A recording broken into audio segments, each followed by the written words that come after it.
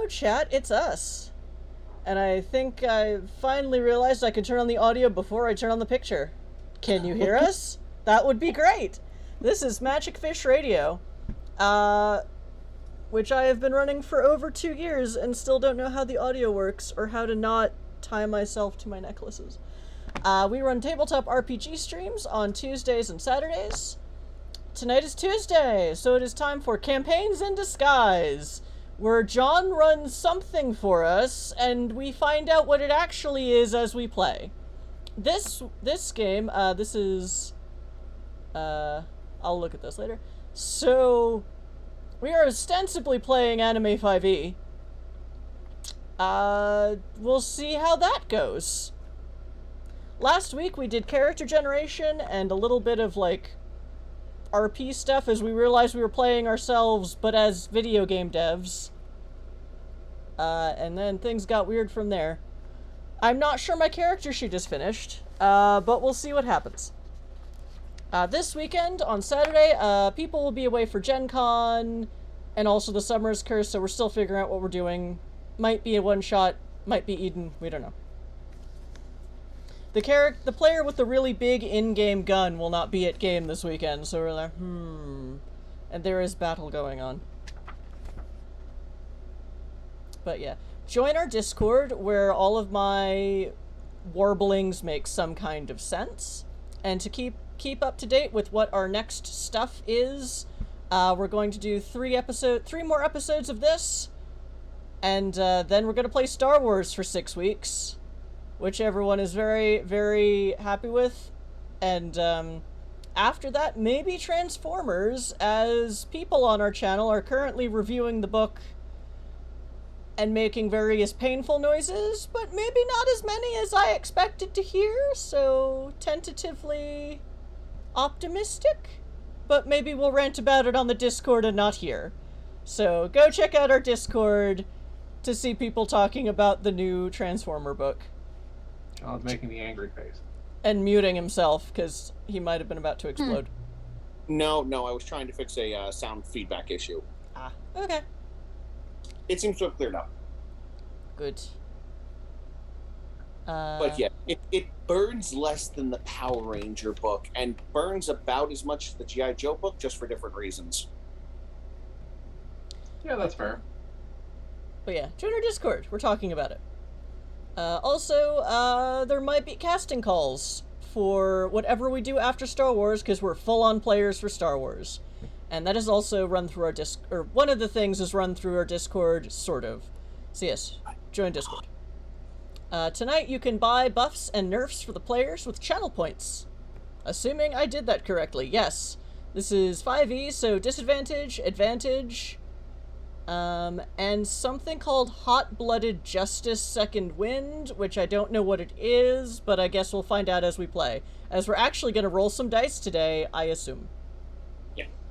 I'll take a moment to explain that real quick. It's a sort of thing that Anime 5e has something you can buy in for it for, but it's for those moments where the hero's beaten down, the villain is standing there triumphant, and then they think on all the friends and family they've lost or are counting on them, and all the innocents that will be harmed if they don't stand up and punch this evil motherfucker right in the nose. Then the epic music starts playing, maybe even the hot-blooded opening theme songs. They slowly climb up, rain's coming down. It's all very nice. They rotoscope for a moment in some cases sometimes before round 2 of the fight begins. And then suddenly it goes really, really one-sided for the hero, and everyone's going, this is really cool. It doesn't make any sense, but I'm totally here for it. Yeah. Yeah. If you've watched a shonen anime, you've seen this happen at least once. Okay, do those go into a pool, or do they... Those can absolutely go into a pool. Okay. And you can pull from them depending upon if any of you get beaten down low enough for it to matter. We will see. So, what are all your all's anime theme openings?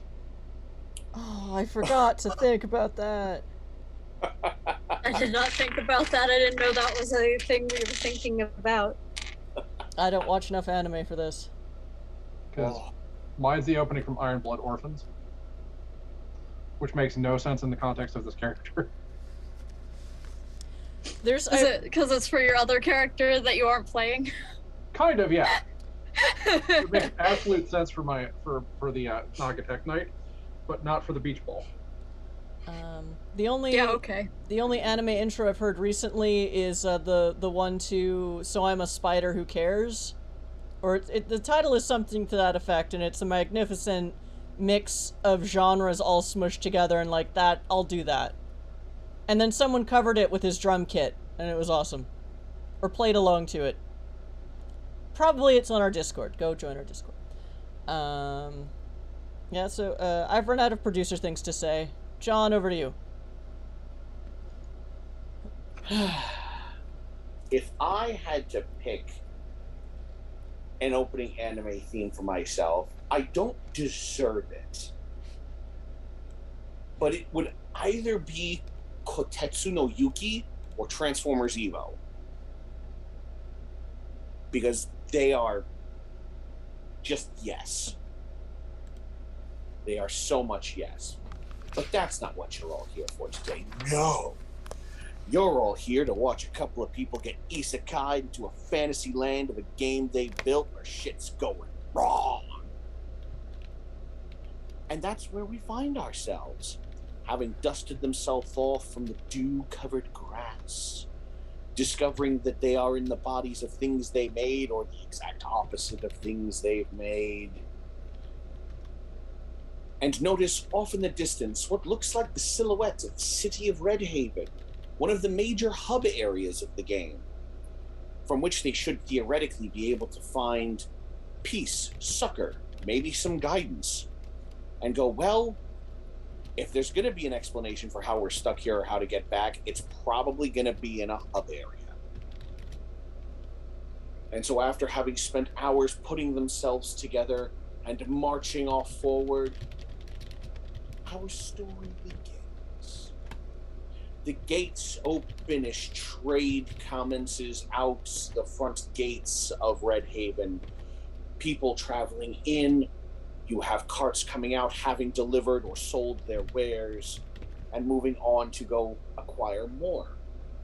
The town is filled to the brim with just about every single playable race from the game you had all designed, including, as you walk around, you realize a couple that became cut content.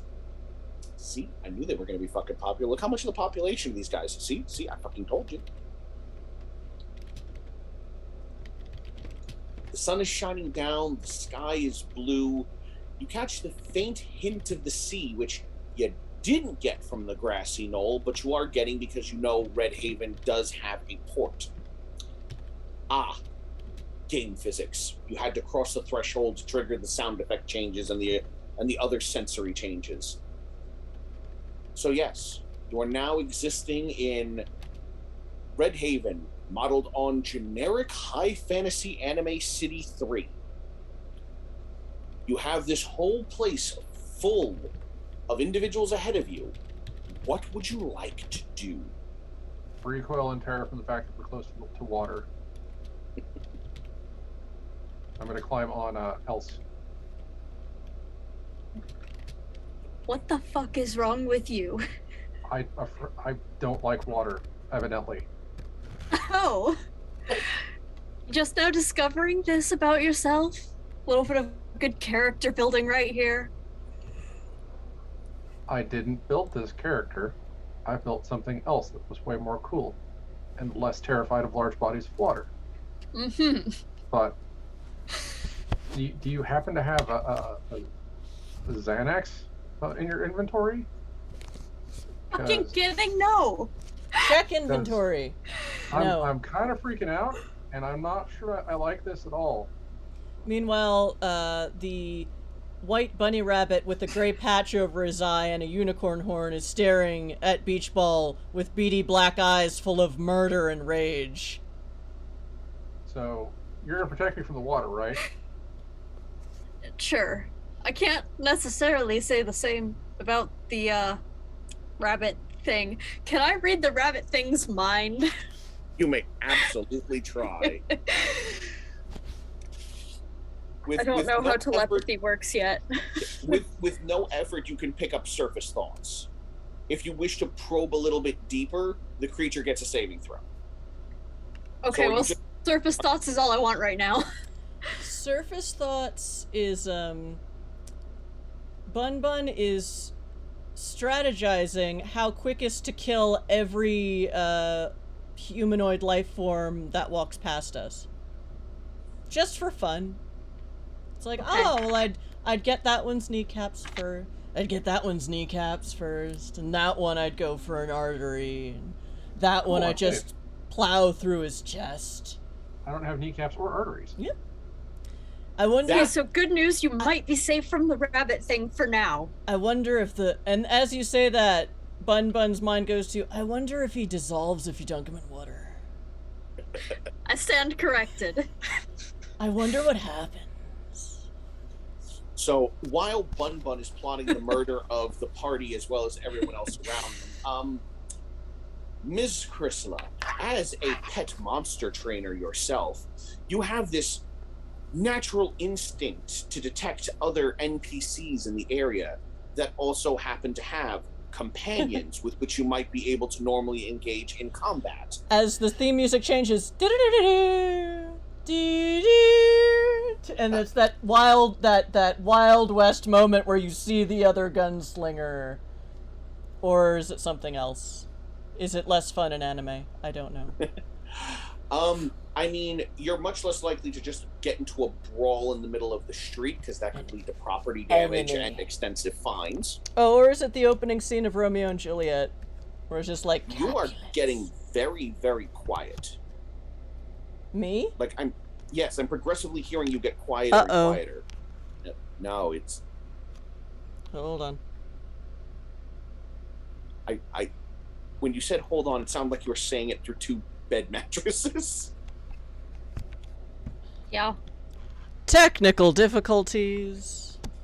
Hilariously, the Danish National Symphony Orchestra did the Morricone Duel as a concert of Morricone themes, including The Good, the Bad, the Ugly, as a concert, which I just linked in our Discord. Yes, I saw. Amazing.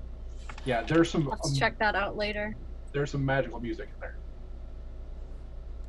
Let me check my audio settings. 1913. They also do Star Wars music. Hmm. Including an Ewok celebration with dancers. I'll make sure I punish you with that over a break. Uh-oh. Why Okay. aren't you letting me... Am I still quiet?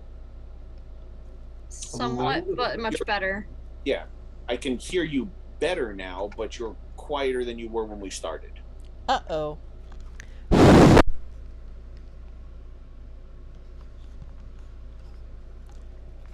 Sorry, chat. My tech knowledge sucks right now. Okay. I'll just do this. Technology! Technology! Right, so, yes, you get a natural instinct for those with which you would theoretically be able to engage in companion duels. Though there is a moment where you have the slight hesitation as you look at them and you realize that the registered companion that they have is occasionally, another fully sized humanoid. Like Mr. Like Mime? A mime?! No, like you'll see someone walking along and you'll just instinctively know that that elf standing next to them is their pet monster companion. Okay, so they're cheating. No, but that's part of the 18+ server. Ew. No, because they just basically start with the base character skin and then bought the statistics. They could have bought class levels for the for their companion, the same way you could have bought class levels for Bun Bun, and just made Bun Bun an evocation wizard, and just knew all of the blow you up spells. I did level up Bun Bun. He's level 4. You bought him class levels? Yes, because it got him like a bunch more points to spend on his own shit. No, not levels in in companion. You can use the discretionary points you get from buying ranks in companion to buy upgrades for your pet monster, Yeah, including class levels. At 10 points per class level, you could buy class levels for your pet monster. Okay, so not rank levels. Not rank levels, no. Okay. Two separate. So yes, there is an option if you wanted to go find out where the local beat 'em up hole is. I mean, I'm sure we have time to do that. First, let's find out how we got here and if we're the only ones here that are like this. Okay. So where would you all like to go? If you would like to ask a question about something you should know about this based on your dev knowledge, feel free to ask.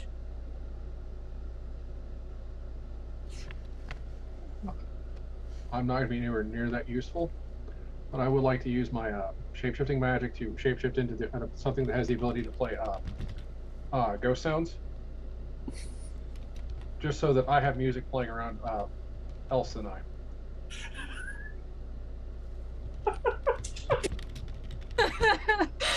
Yeah, okay. Because it wasn't loud enough in here. Sure, fuck it. Let's go. Thanks, John. So you sort of slide down and wrap yourself around your good friend Else and turn into something that looks akin to one of those one-man band outfits where like the cymbals are at the knee and there's the drum kit on the back that you can hit by like flapping your elbows back. Oh. I'm a shape-shifting master. I'm thinking I turn into an iPod with speakers. You can only play the song that's stuck in your head. Yeah. Yeah. You broke John. I'll say that you can't necessarily turn into an iPod, but you can turn into like a set of horns that function as speakers, and you're able to get the music to blare out of it.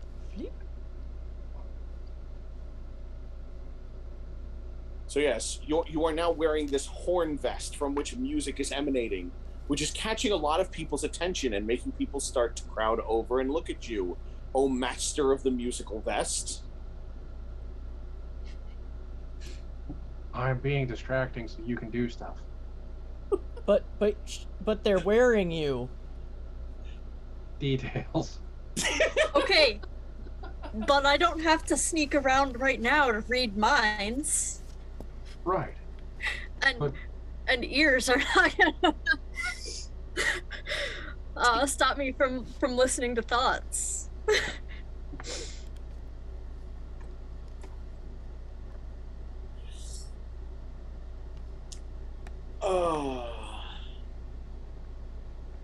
I'm just picturing this whole thing playing the opening theme to the Master of Mosquiton OVA, which is just like a whole brass band segment just going to town, and I absolutely love it. So yes, you have turned your stealthy associate into a fucking carnival attraction. So, is there anyone particularly interesting gathering around here who might look like they know what's going on? I mean, you've got a couple of people that are coming around, stopped from shopping, just turn around and go, what on earth is that? Got a couple of people who are working their tables, like, what is going on? There was a street minstrel down that way going, who the hell is stealing my fucking business? How dare, sir? Oh, are they tossing coins at us yet? Let's see if they're tossing coins at you. Can I make a charisma check to do so? You know what? I know I could do this. I would have taken perform. You can absolutely make me a performance check to see how good you're doing. Yay! I'm gonna roll dice because it's gonna be fun. Is that on my d20? The ride of spring make the crowd lose control. Then the blues man sealed the crossroads deal with the devil for his soul. I have a 17. All right. With the 17, you got everyone, kind of grooving. They're very impressed by the magical vest that you're wearing, Els. And I am too. I totally chose this. A couple of people are looking around for the dish they would expect you to have for chucking coins into.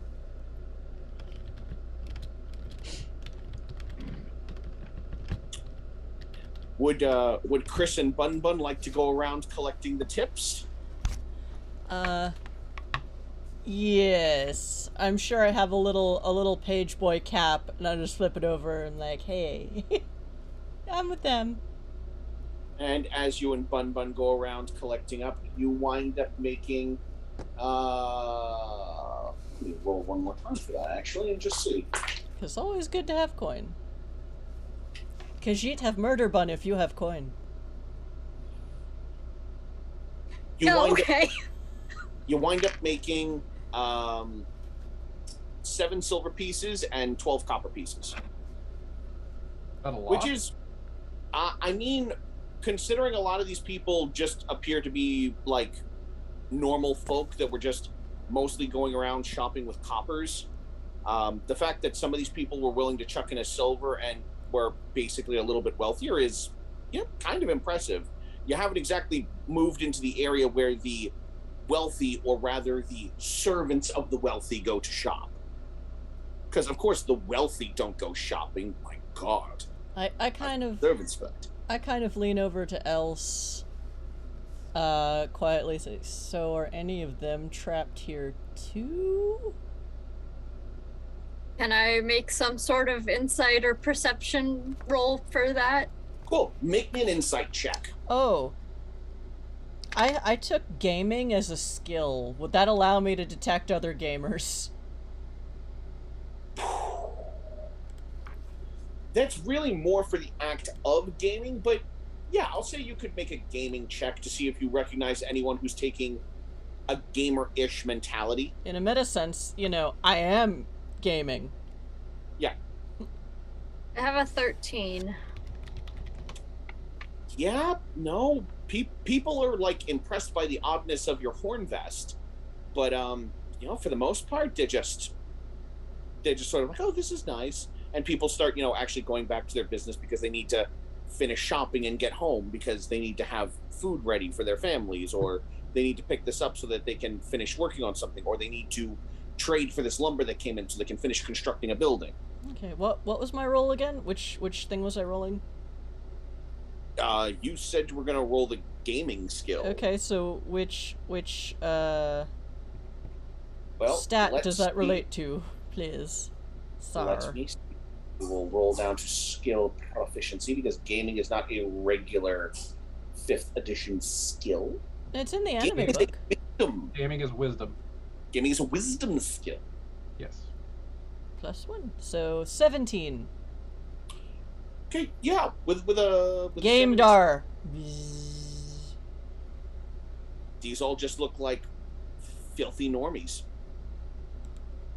You don't get that sense of your people. These are all just a bunch of muggles. I don't see the exclamation point shape above their head. No, you don't see anyone who is acting overtly like, I'm a gamer in a game. So these are all NPCs. So these are all NPCs? Maybe? These are what you would describe as NPCs, yes. You know what? I'll actually say that more off of the 17 than the 13.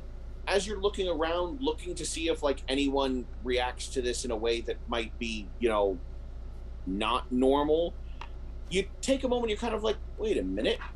I actually think I helped design that random villager. I actually kind of recognize some of these faces. I mean, they all strike you as stock NPC faces, but you're kind of like, no, I vaguely remember that working on that face or looking over someone's shoulder while they were designing that NPC face to generate. Huh. Ote. So is there anyone around that looks like they might have any idea of what's going on or who could help us? Nah, man, these are all NPCs. Not at the moment. I know that because I designed Okay. some of them. Oh dear. I was asking the GM out of okay. character on that Yeah, one. yeah, Yeah. Sorry. Everyone here just went, oh, what a weird place for a traveling minstrel to just start playing in the middle of the thoroughfare. They might get in trouble with the Minstrels Guild off of this, but, you know, otherwise it's quite entertaining. I've never heard this song before. Because it's some, like, early 2000s pop hit, probably stuck in the beach ball's head. Honestly, I was expecting the blaring out of, you know, something like beach baby here in the sand. Playing Yeah, yacht well- rock. I was expecting beach Beach song. Boys. Yeah. We have Beach Boys playing on a loop at this point. Woohoo. After about 15 minutes of this walking and looking at the crowds and listening to the same song on loop, I'm gonna be like, do you have any other songs in your head? Do you know any other music? Please tell me you do. Oh, sure. I'll switch to another song that's just like the last one, but with like 6 different words. I'm going to lose my fucking mind. You know, if you punch him hard enough, you might be able to make him jump onto a different track. But we can find your mind. Probably. Would it As be? long as it's not in water. Do you have to punch him, or can you just like bounce him? Well, he's currently a vest and horns using his shapeshifting to just blare out music. I asked so... that in character. Oh. Oh, that's right. You said. He watches the horns just sort of go. In sync with Else going, fuck if I know. Elsa, I thought you said you'd never do steampunk. When did I say that? I don't remember. Hmm. Someone said it. I don't know. You look very steampunk right now, though. It was after Cool. that Christmas party with the steampunk thing, because Nelson decided we were going to do steampunk that year. Fucking hate it. Oh. Yeah. I remember that. That was bad. I did say that I would never do steampunk after that. Who the but, hell like- designs a steampunk Christmas tree? Okay, but steampunk is cool. I just didn't want to like it because Nelson liked it, okay?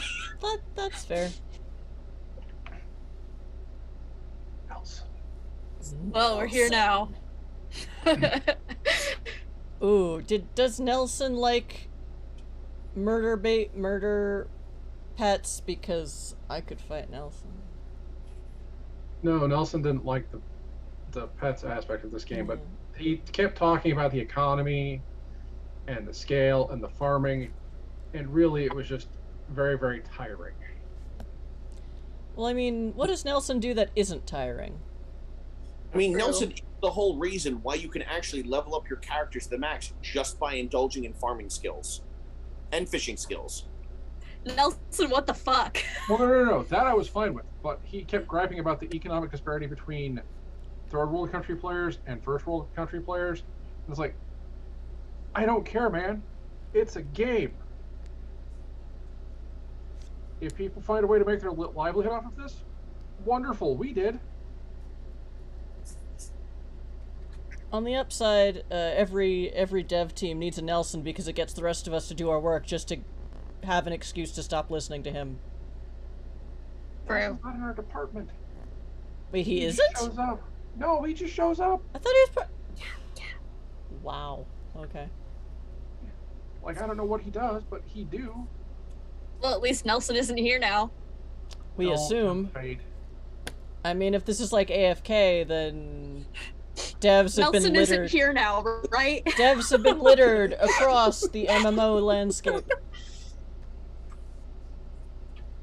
Nelson. All right, so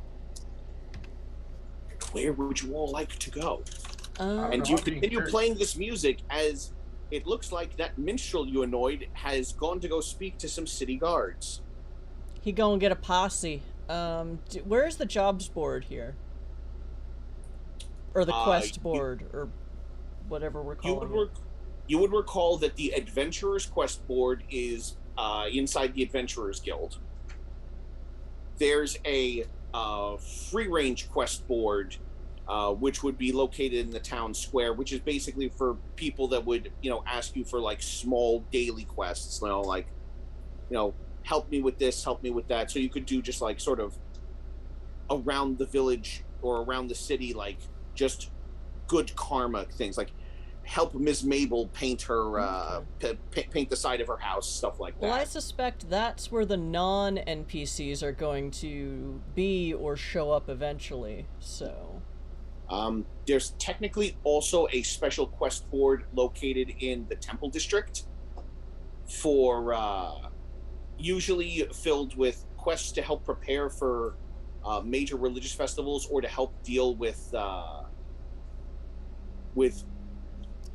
issues that concern the temples when the temple's own forces are ill-equipped or just not in large enough number, or because there's just too many goddamn heretics acting up right now. Congrats, Drac. Someone named Vampiric Yoda just gave you disadvantage. I assume this is on our next roll and we don't get to choose which roll it goes on. No, I get to choose when it comes in. Okay. Just like you guys get to choose when you use advantage. Incidentally, each of you have one advantage. Yes, I noticed that. Spend them channel points, people. For good or ill. When we introduced the event to solve religious fervor with volleyball tournaments, because I seem to remember that happening, and I don't know if it's me who remembers that, or if it's the beach ball that remembers that, but it's kind of disconcerting. Does that mean you want to go to the Temple District? No, I'm just curious. Wasn't my expansion, I don't think. No, I had to research the shape of certain anatomical parts bouncing under t-shirts for that. Yeah, that happened. I'm so sorry. Well, you weren't on the team that had to do the mapping for anatomical bits bouncing in shorts. That kept Steve and Carl up for weeks. They kept singing that song from Labyrinth, Dance Magic Pants, Magic Pants. I don't care where we go. I think we should go find something to We'll find direct us. We'll find on player bait. Girl and the guards are closing either in. what's Player going base. on. I would point out, Else, that you're carrying me, because I will turn back into a ball. Thwart. Yeah. So my particular ability to determine where we're going, somewhat limited. Yeah. I'm The guards are closing in on us. Is that what you said? Yes. Heading for the jobs board. Okay.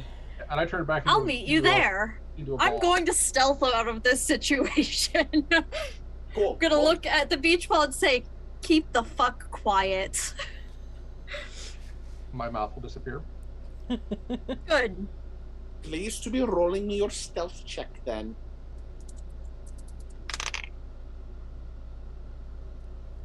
That is 22.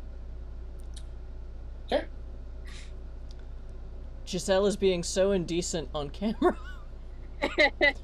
That's Jetson. Oh, that's Jetson. Of course it's Jetson. Jetson is being saucy. Yep. I love having a high stealth modifier and rolling well. That was a total of a 22, you said? Mm-hmm. Okay, yeah. So you just sort of turn and fuse with the crowd and then just sort of discorporating almost into the mob. Cris, what do you do?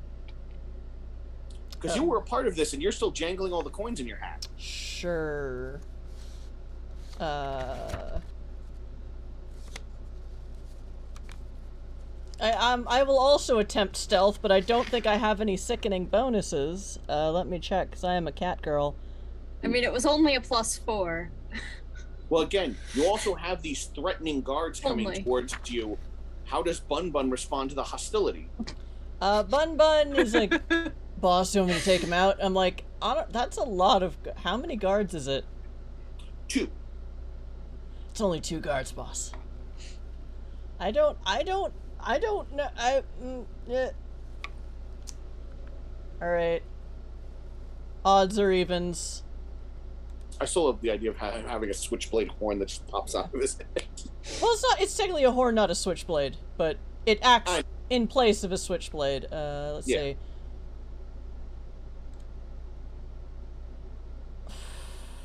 And I rolled odds. Boss, come on, you know you want to try this mod out, boss. I'm like,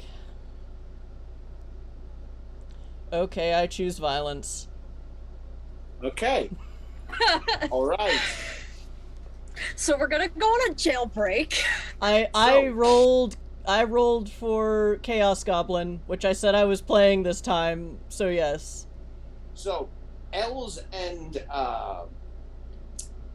Zardoz, as you are fleeing, and you watch Cris and Bun Bun apparently engage in combat, the two of you remember why you had to ramp up the guards to help deal with criminal players that just kept breaking the in-city game rules. Do you want to try and stop her from getting you all hunted down by every guard in the city, or do you just want to run for your own lives and let the chips fall where they will? How far away are we at this point? At this point, you're like 15, 20 feet away. Okay. So this is Can I get back within a 10-foot radius before this happens to tell her to stand down with my telepathy? You can, sure. Okay. I get back within a 10-foot radius and you just hear my voice in your head. Do not remember we ramped them up. Oh fuck. No, Bun Bun. You'll have your day, Bun Bun, and I will now try to stealth. No, I'm Bun sure Bun. I'm distracted by shiny objects. Yeah, the guards are practically distracted by a shiny object. That was a 1 to notice your stealth roll, which gives them a total of a 7. Oh boy. Alright, so I'm... Oh god, they're at least level 9. Is stealth dex? Yes. Okay. That is my best stat, so let's see if I fuck it up. 7 plus 2 is a 9, so I roll Which beats their 7. Yep. So we are not doing a jailbreak yet. So you pick up your oversized murder bunny, Nope. and you're just sort of like Nope. do. Everyone can see you except for apparently these two guards who just lost sight of you as you ducked down just below everyone else's shoulder level, swinging the legs of your giant murder rabbit. He's not that giant, but he is very heavy. Yeah. I think we established that. He's very dense. He's like solid all muscle. muscle. Yeah. It's almost shave it and it's just a 6-pack. Don't So worry, yes, Bun Bun. Els, you who are still working the much more impressive stealth check. You're just watching what should obviously be like, you know, how do they not, what? How? Whatever. They have chosen non-violence. Good. I do want to fight, So- though. You'll have opportunities to fight. You can have a lot of opportunities to fight if you kill the guard. Especially in public. With all those witnesses. I've played enough Skyrim to know how this goes. Played enough Grand Theft Auto, you got a pretty good idea of how this goes. You'll jump the 6 stars real quick, and they'll start pulling out the attack wyverns. Attack wyverns? Grand Theft Auto? Well, they would pull Can out I the get attack one? helicopters in Auto. Attack wyverns would be the closest analog. Oh, okay. Okay. So Then yes, you pull your dense murder rabbit, and you carry the the noisy, or the formerly noisy beach ball, and you all disappear into the crowd. Where do you go? What do you do? What horrible fate do you bring upon yourselves and others? I'm easily distracted by shiny objects, so I'm busy checking those out as we go wandering through this crowd. Are you going to attempt to pickpocket shiny objects from people as you are pulled through? No, I'm easily distracted by them. I do not have kleptomania.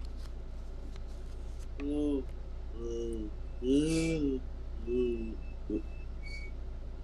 fuck was that? Even Jetson looked. Papa? What the fuck, Papa? I think I know what that was. So, Dear, were you just pulling out your ironing board? Oh, no, we could hear that clear as day. So could Jetson. No worries, we just... Mama, are we under attack? Mama! That's what I thought it was. It was just... Anyway. Segways. Anyway, seamless. We get to the draw board. Which one are you heading towards? Temple District, I think. I think we were going for the... Well, we asked Beach Ball if he wanted to go to that one for the volleyball tournament. I'm easily distracted by shiny objects, so I'm not really voicing an opinion right now. We can go to the Temple District one. I think it's more likely to attract adventurers. By comparison to the Adventurers Guild board. Yeah, that was what I was gonna say. You There's a general... said there was a job board that had... There was the job board in the Adventurers Guild. Okay. I There was only the- registered 2 of those, apparently. I'm sorry. Adventurers Yeah, Guild, then there's the lame... general board in the center General of town, board. and then there's the temple board. Temple board. The Temple board might have had something to do with the volleyball tournament, which is why it came up. But Beach Balls did not specify he wanted to go see that one.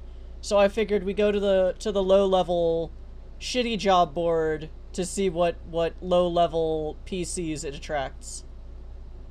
Cool. Because these are all NPCs. We need to find the PCs. So you head to the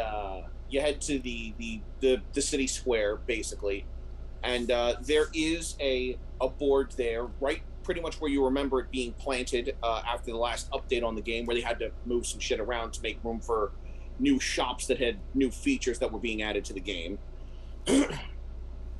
And there is the board. There's a half dozen jobs currently listed on it. You're watching as a couple people who are like just sort of there in, just worn pants and shirts, just sort of looking it over, maybe grabbing at a sheet, and then like sort of swinging out their arm to a couple other buddies, and then going off to go take care of one of the, fix a fence jobs, Okay. deal with groundhogs eating my vegetables, stuff like that. But do they read as PCs or NPCs? They read as people picking up rando jobs. They're not walking around going, "Pleasant day for a stroll." 7 seconds later, "Pleasant day for a stroll." Pleasant day for a stroll. Like, they're having interactions like they're regular people. But they aren't giving off gamer energy. No. Okay. Alright. I think we'll hang out here for a couple minutes, and if no one comes by generating, as Els said, projecting gamer energy, we should probably check the Adventurers Guild next. Else? There are people... Oh, sorry, what was that? Else? Do I like swords? Do you like swords? Yeah. I don't know. That seems like it's for you to decide. Are we in Corneria? What? Are we in Corneria? I'm very confused right now. John You're knows- confusing me too. Yeah, Okay. I don't... John knows the joke I'm making too. Okay, so you're breaking the GM at my expense on this one. A little bit, yeah. Okay.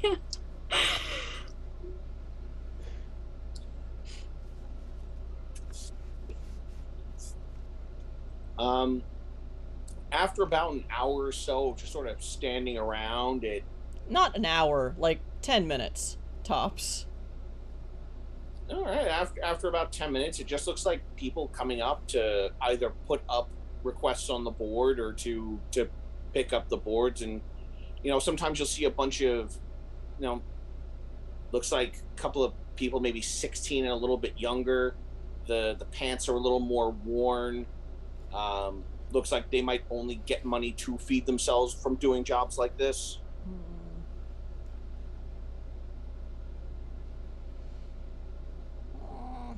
Alright. My character is having weird feelings because these seem like regular people, but she knows they're NPCs, and I designed some and it's weird, but do they need to eat? I don't know what's happening. Let's go to the Adventurers Guild. Yeah. As you're cutting through town and heading towards the Adventurers Guild, there come... Let me roll for the random event, actually. Who do you encounter here? Fight? Neat. So as you're coming along, you hear a voice going, "Flowers, flowers for sale, flowers, flowers for sale." And there's this young girl, looks to be about maybe 9, 10-ish. She's in a dress that looks a little old, but kind of well maintained, and there's just this big basket behind her that's just full of big, bright, vibrant flowers. Some of which are looking like they were maybe picked a day or two ago. And she's trying to get some sales made. And I'm carrying all the cash. Oh no. Do we know who this is? I mean, it certainly looks like just one of those random NPCs you put in to color things up. You don't recall this particular NPC being tied to any particular quest line or anything. Okay. But as you're walking past, you can interact with them. You can read their mind.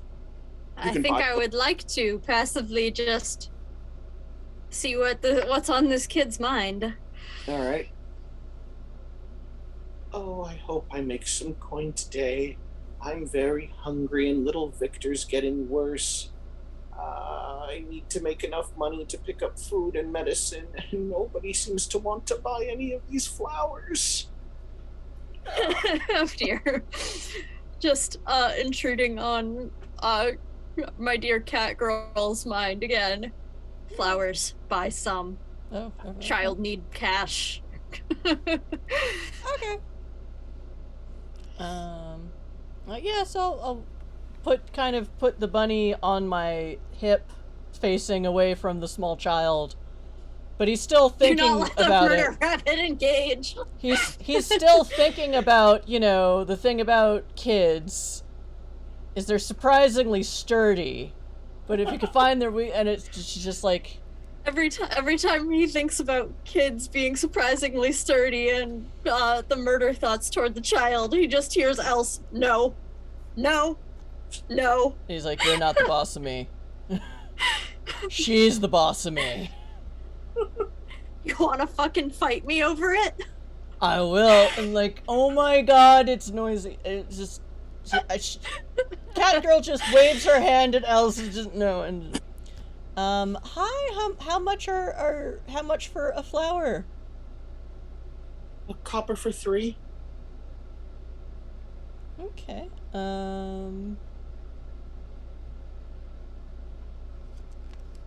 I have 12 coppers. I'll give her 6 coppers. Yeah, we need a whole bunch of flowers. She she quite happily takes the 6 coppers, and then she winds up giving you your 18 flowers. Woohoo!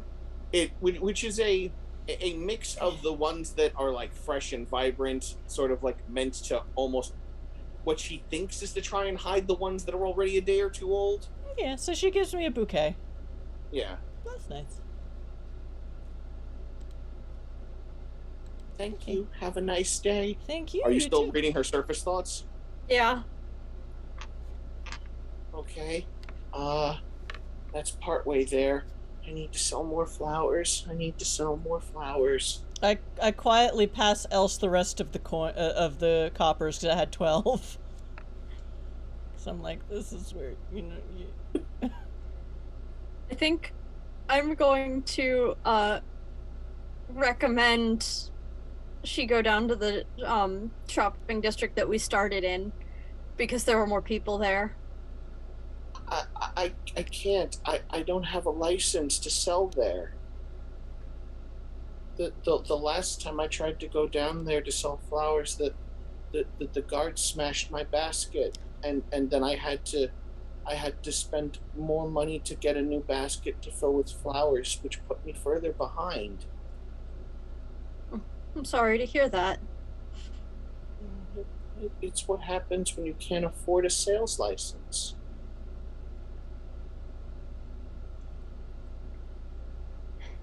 I have to try and sell these flowers and get back home, especially before all the guards start coming out.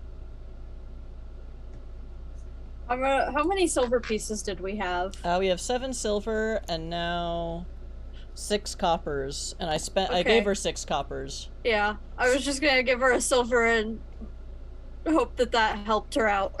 And she just hands you the would help out a basket. lot. It wouldn't cover everything she needed, but it would certainly be a significant step in the right direction for her. Well, we aren't responsible for everything she needs. Yes. Yeah. Well, I can spare this right now. I'll give her a silver. Thank you. Thank Welcome. you very much. You see the tears starting to well up in her eyes. There are nice people in the world. This is her entire mom. There are nice people in the world. Good luck with whatever else you need to get by. Mm-hmm. I need to work hard, and then I need to get home before all the other guards come out, so that the murderer doesn't get me. The murderer? Oh, are you new in town? Yes. Oh, There's these past few nights, there's been a severe uptick in disappearances and severed body parts being found throughout the city. Just give a glance to my companions here. I look at the murder run. No, he didn't exist 2 days ago. Well, Joke's on him. I don't have body parts.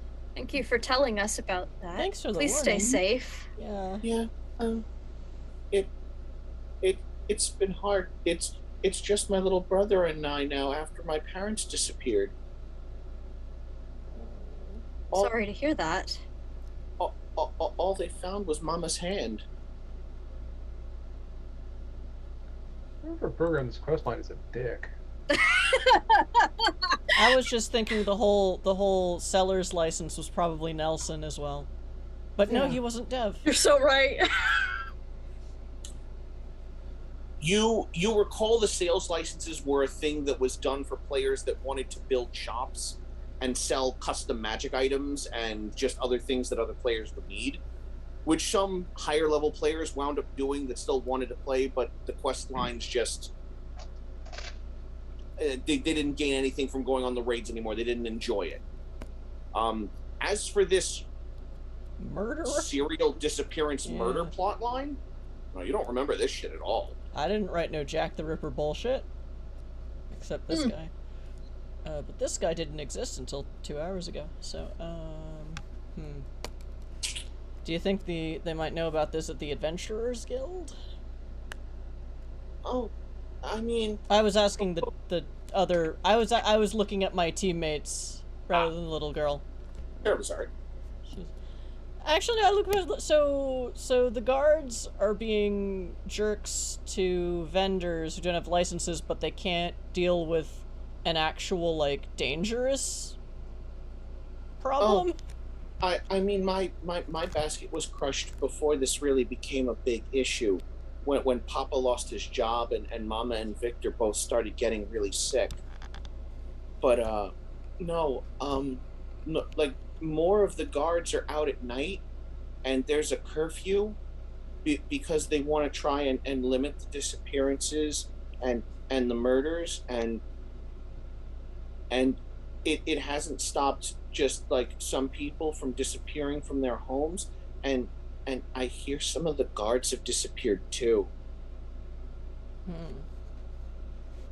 I think they might lift the ban on adventurers acting in the city soon if this keeps getting up. Oh, okay.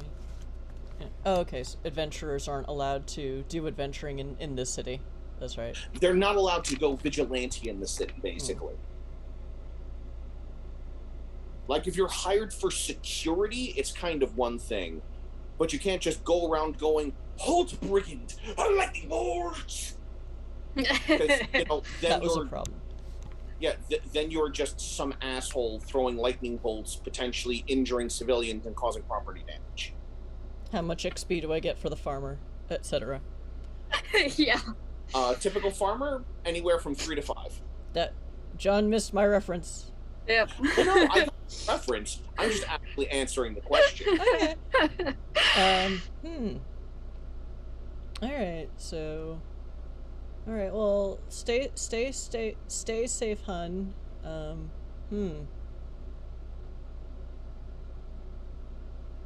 I guess we should either find a reason to be out after dark, find a reason to leave town, or see if the Adventurers Guild is doing anything about this.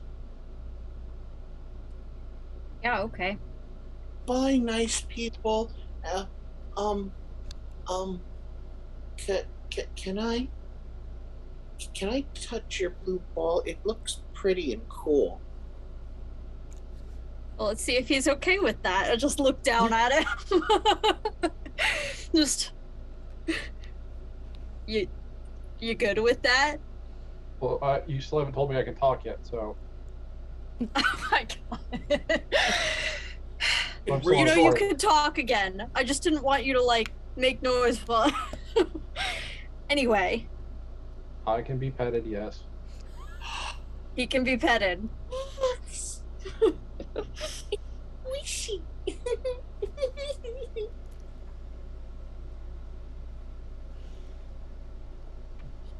It's a little good for like a minute. Doesn't quite treat you like a puddle of gack, but you feel that there's a strong instinct for her to want to. For the youngins in the audience that don't remember gack, you can still find the commercials for it on YouTube. Oh, Okay. for the older folks, DIY slime became a whole industry on Etsy. Mm-hmm. So it's not that GAC, they stopped making GAC, it's that it went independent. It went indie. It became a There's kind something of... very entertaining about that, Sumi. So yes, the three of you, the four of you rather, because Bun Bun the Murder Bunny, bid your farewells to this nice, sweet little girl whose whole outlook on life and the world has been drastically improved by three people that weren't total assholes. That's tragic, honestly. This is an episode of Pokemon. You two are trainers. I'm a Pokemon. So what do we do? I haven't watched Pokemon in years. What do we do then? We I avoid mean, Team Rocket. Avoid Team Rocket? Okay. You guys can literally get involved in gladiatorial fights and just make money by fighting other monster trainers. I would prefer not to, as that sounds like it's gonna hurt. And I just hear Murder Bunny go, bring it. I was bred for blood. I... not a violent person. I know. You live for the game. Not the I'm a fight. violent person. Slow to rage, quick to forgive. But Zoidberg must die.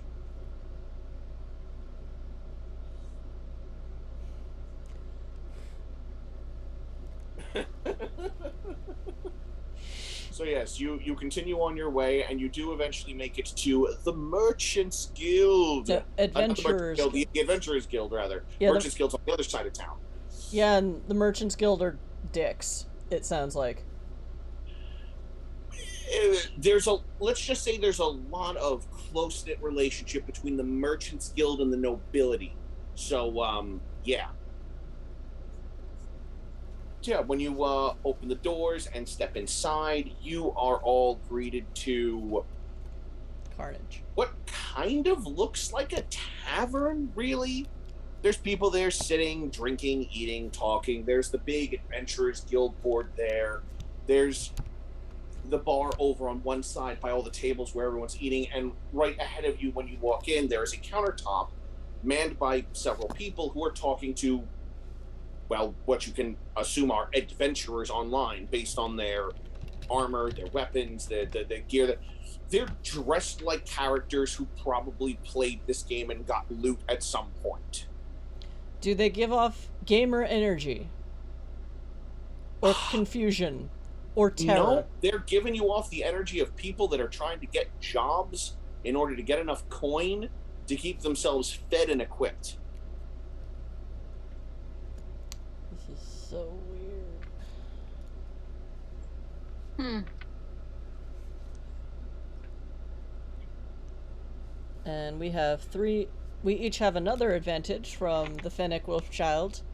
Although, also, your name is now Zargos. And one for John? Okay. I'll give advantage to one of the NPCs that fights you, sure. Seems fair, honestly. Damn autocorrect. Just remember that there are enemies that get sneak attack, is all I'm saying. Oh, damn. Dang. Yeah, but if they get sneak attack, they've already got advantage because they're hitting us in order to proc the sneak attack. Well, that's Not what I'm saying. necessarily in 5e. Sneak attack triggers when you attack with advantage. Yeah, that's cute. Yeah. I can tell you all of the details about how sneak attack works in 5e. I will not right now. Fair. Aryan rogue builds are very popular for the very reason that they just go reckless attack. I advantage all the time. That's cute. But yes, you walk in and yeah, there are people online. There's the guild board right here. As you're looking around, you're watching as some people are sitting there eating, talking, and people are thumbing these medallions hanging from their necks.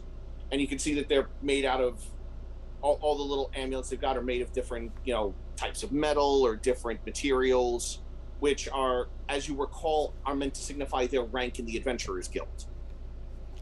Do any of us have a medallion on, aside You do from not. the slime ball?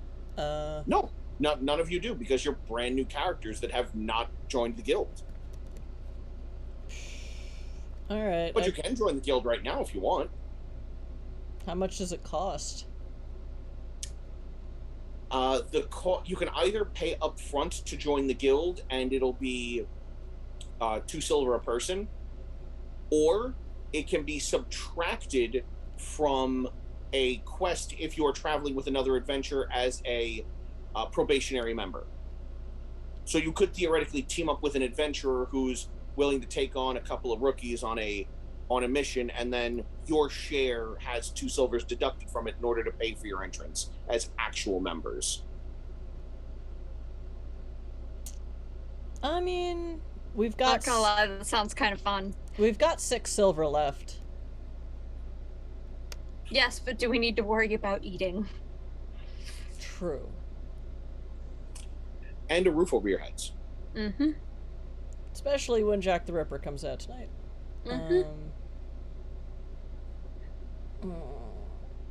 Okay. So, party people, should we just go through the motions of the game until we find a clue as to what the F is going on? Well, my suggestion is the two of you actually buy adventuring guild memberships, because realistically, I'm a pet, Yeah, you can't wear a medallion either. I mean, it could float inside him. I believe in your ability to wear a medallion if you so choose. That's very specious of you. And we have another hot-blooded justice. Thank you, Fennec Very, Wolfchild. very, very, very specious.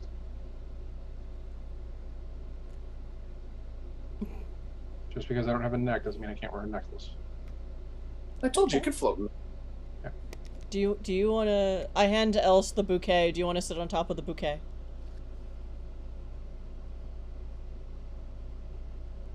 Some of these No. flowers are very shiny. I'm sure. No. Okay. Just trying to be supportive. Okay. I do not have a high emotional intelligence when I'm not in a video game. So. As you're all still standing there talking in the doorway, the door opens behind you, and a figure in medium heavy armor starts pushing and going, "Excuse me, pardon me, excuse me." I move. Can I read that guy's mind? Sure, you absolutely can.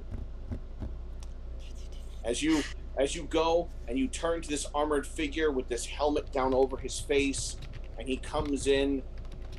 As you try to read his mind, all you hear is, "Kill the goblins, kill the goblins, kill the goblins, kill the goblins, kill the goblins, kill the goblins, kill the goblins." I wonder if I can get another scroll of gate so I can drown out that goblin warning. Kill the goblins, kill the goblins, kill the goblins, kill the goblins.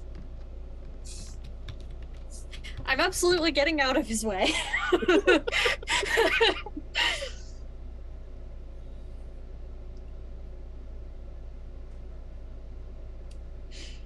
Yes, that is meant to be a Goblin Slayer reference, in case anyone didn't catch that shit.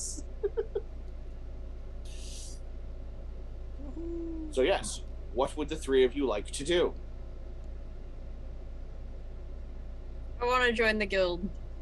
Yeah. I think doing so as a probationary member and saving our small amount of cash that we haven't spent helping out those in dire need is best saved. Alright, so should we start asking around, seeing if someone wants to sponsor 2 members and their 2 pets? You know that in the game you could normally just walk up to the counter and ask about that. Yeah. And then they would see if there is an adventurer who is available and looking and willing to take on some probationary members. Then we will do that. With luck, that full member might be a gamer? I don't know. All right. And if so not, at least we have an excuse to get out and about.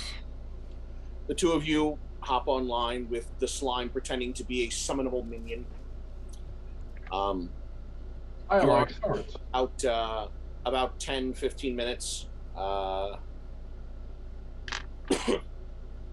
You're the gentleman in the dinged and worn armor that came in behind you nods to the attendant that he's speaking with, and it's a half elvish gentleman who goes, "Ah, yeah, back already, hey? So how'd the clear out go? That little half dozen wasn't really a problem for you?" There were 3 dozen of them. They were preparing to burn down that entire village. They were planning on raping and murdering their way across the whole thing.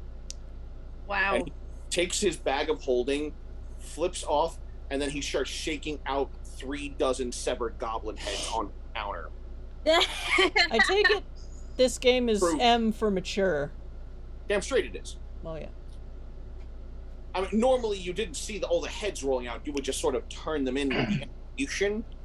But you go, "Oh, yeah, we have a drop slot for these." I know. But somehow the count goes wrong when I put them in the drop slot. Right. Anyway, we'll tidy these up and we'll calculate your appropriate compensation. Yes. Help. He just sort of clumps his way off to the side. Hey, John. I'm gonna shapeshift into a sword. Okay. Because I'm a sword slime. I don't know what that is, but I'm looking forward to seeing the chaos. I'm gonna flush you down a toilet, I swear to God. And I'm just gonna attach myself to Elsa's hip So Islam just sort of goes, wraps around, and pa-ting, you've got yourself this spiffy little sword now clanging at your hip. Else, is that a sword at your side, or are you just happy to see me? I don't even fucking know anymore, okay? Murder Bun watches this with interest. He's like, ooh. Okay.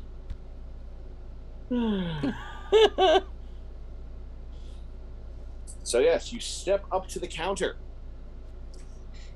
There, the gentleman who was there has now stepped aside with the aid, with the express purpose of cleaning up goblin heads.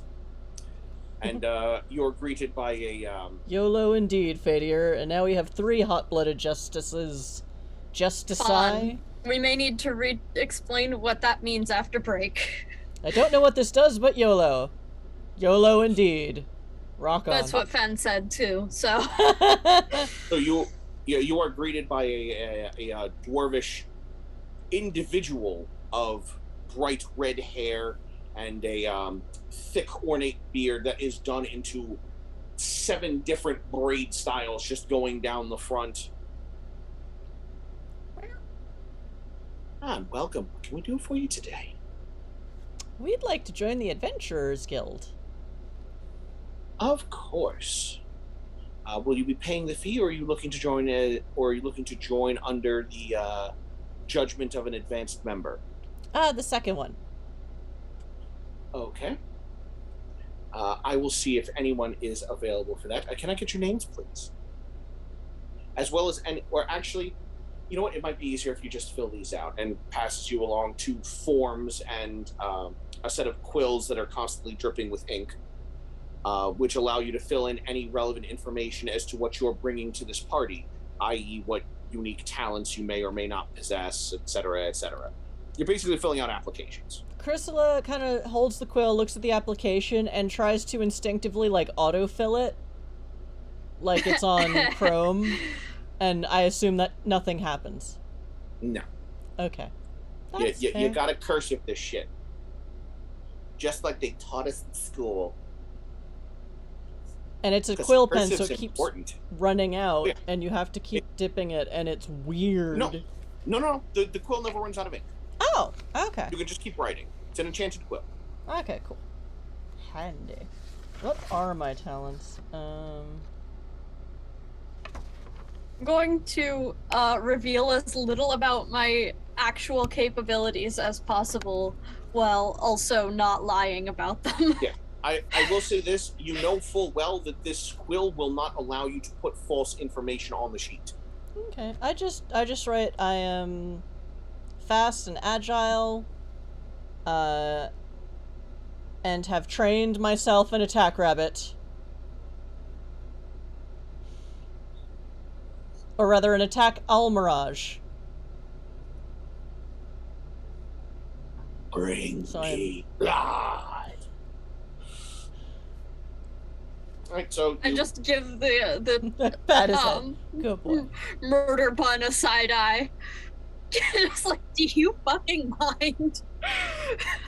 Yes, I mind that there's an extreme lack of people dying at my feet. Else, remember that I think you can turn that off.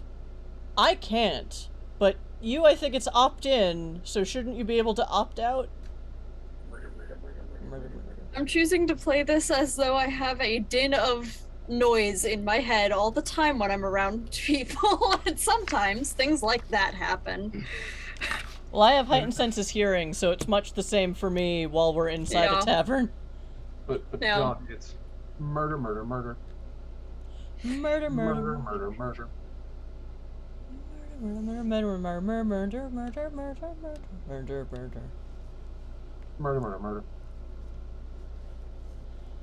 We're gonna kill John with this game. We might not make it to Star Wars. Sorry, chat.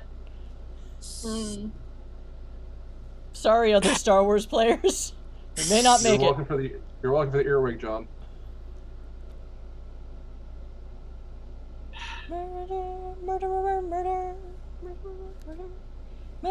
Moving on. You hand in your sheets, I have a dex of 15. I have a con save of +1. No, I take it doesn't Here look you like go. that. I have all of my stats written out. They take the sheets. On a they scale direct of you 1 to step 20, I am a this. Yeah, you can step over to the side to grab a drink or something while they see if anyone is available and willing to take on a quest that, a newbie adventurer might be qualified for. How much is a glass of milk? A glass of milk. That is something they don't get requested terribly often here. There's an entire race of cat girls. How could they not have milk? Easy. Milk makes them diuretic. Oh, fuck. Yeah, cats are actually lactose intolerant. Fuck. Alright. Well, is there anything? I don't want to drink a beer. I think it would be funny if you conveniently forget that fact, just thinking that milk sounds really good. And Well, later it's in the evening, you have regrets. Well, it's like, I don't want to drink alcohol right now, because I don't know what the hell's gonna happen. I'm not yet at the stage in my adventuring life where I need to do it drunk. That day may come. This is not that day. And I don't like beer anyway. Like, what else is there to drink? Water? Is it safe to drink water in this era? I mean, the water that they would serve here would obviously be fine for consumption. If you're still concerned about it, there's always ordering tea. Ooh, I would like, if they have tea, I would like some tea. Thank you. That'll be 1 copper for the tea. Okay. And they bring you out a small, there's a small pot of it that comes out, so you can get like 3 cups out of it. Okay. It's not an overly complex tea. It's just sort of, it's also not super great quality. It's a little, yeah, it's bar tea. I assume. It's a little bitter. Well, you're supposed to add sweetener to it. Yeah, but I mean, like, beyond good quality tea bitter. Like, somebody didn't treat these tea leaves super great. Oh. Ooh, and it's caffeinated, so I could use some of that. Yep. Caffeine, also bad for cats. Well, luckily I am at least part human, so... Well, it's also bad for humans, just no one talks about it. So, roll me a con save. Oh, god damn it. Really? Okay, fine. Where are my saves? I don't know. If you don't have proficiency in your Constitution saving throw, it's just your con modifier. Okay.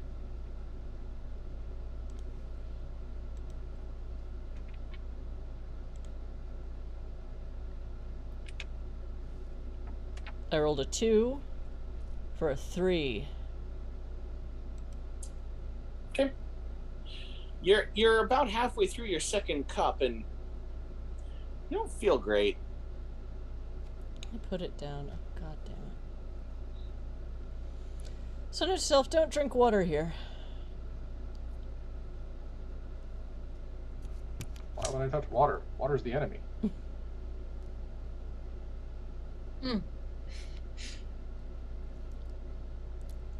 So, Els, as you're sitting across from Cris, you're watching as your skin starts to turn a little yellow and waxy as the caffeine is having effects. Do I have bare skin? I thought I was a cat girl. Let me look at the picture again. I mean, you have, especially if you're using their image of a Necojin, you have exposed skin. Oh, okay. But yeah, it then occurs to you, oh right, caffeine's bad for cats. Are her kidneys starting to fail? Oh, god damn it. You seem unwell. I'm looking at the picture of the Necojin. I am not convinced she has bare skin, but well, I'd hope she has kidneys. You're about to not. Alright, I guess I have to spend one of my mulligans to not die.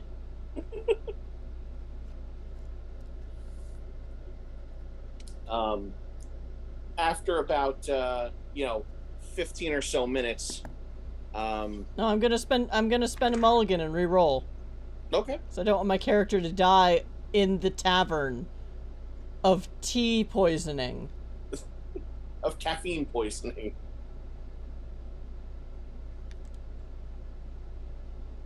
$18 plus 1, 19. Yeah. So I recover. You're not feeling super great, but you're not experiencing any extreme negative effects of kidney failure. Disadvantage for me. Fadir says a cat girl that covers up heresy. Well, I assume, Fadir... Shush alarm. Fadir, who that is that disadvantage for? I assume it's me, given the... Well, no, the disadvantage is the thing that I can throw at you. Oh, okay, so... It falls into my pool. Oh. I thought for sure you were about to say purview. No. Fadir says those two things were not... No. Those two things weren't connected. Okay. I am tired and my nose hurts. The alarm for break just went off. Mm-hmm. So is this a good time to pause for break, or do you want? I was gonna call for break right after you met the person who was going to take you on an adventure. All right, but so... that also wait until we come back from break. Okay. Dramatic commercial break cliffhanger. Yeah. Excuse me, if you two just step over this way, we will return in a moment. Yeah. Alright, chat, so this is where we take a 10-minute break. So spend you some channel points, tweet about us, and get us more viewers to spend even more channel points. Get yourself a drink and some 3-minute ramen, and we'll see you in 10. Bye!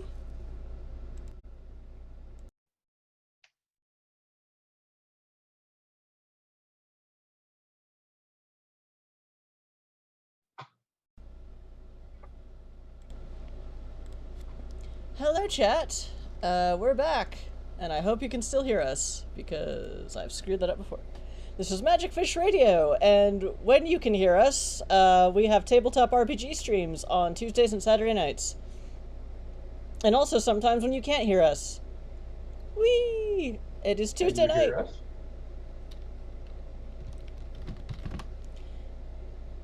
It is Tuesday night, therefore it is time for Campaigns in Disguise, where we start with something and then John turns it into something else. Today we are ostensibly playing Anime 5e, and we'll see where that goes. Join our Discord, where my ramblings make more sense. And we have excellent shitposting channel, mostly thanks to Merc, who games with us on Saturday. We are not sure what we are doing on Saturday because it's Gen Con, so people will be away. And also the summer is cursed, so some of us, i.e. me, might need naps. So check our Discord for more information about that. And if you want to game with us on this stream, well, you could spend channel points to fuck with us, because we use that instead of cash, so check out the channel points tab. Or we also have an application for people who want to stream with us, and that is on the Discord. So, Discord, join it. Okay. With that, over to John. We are in a tavern, I think. Yes, you are. Woohoo.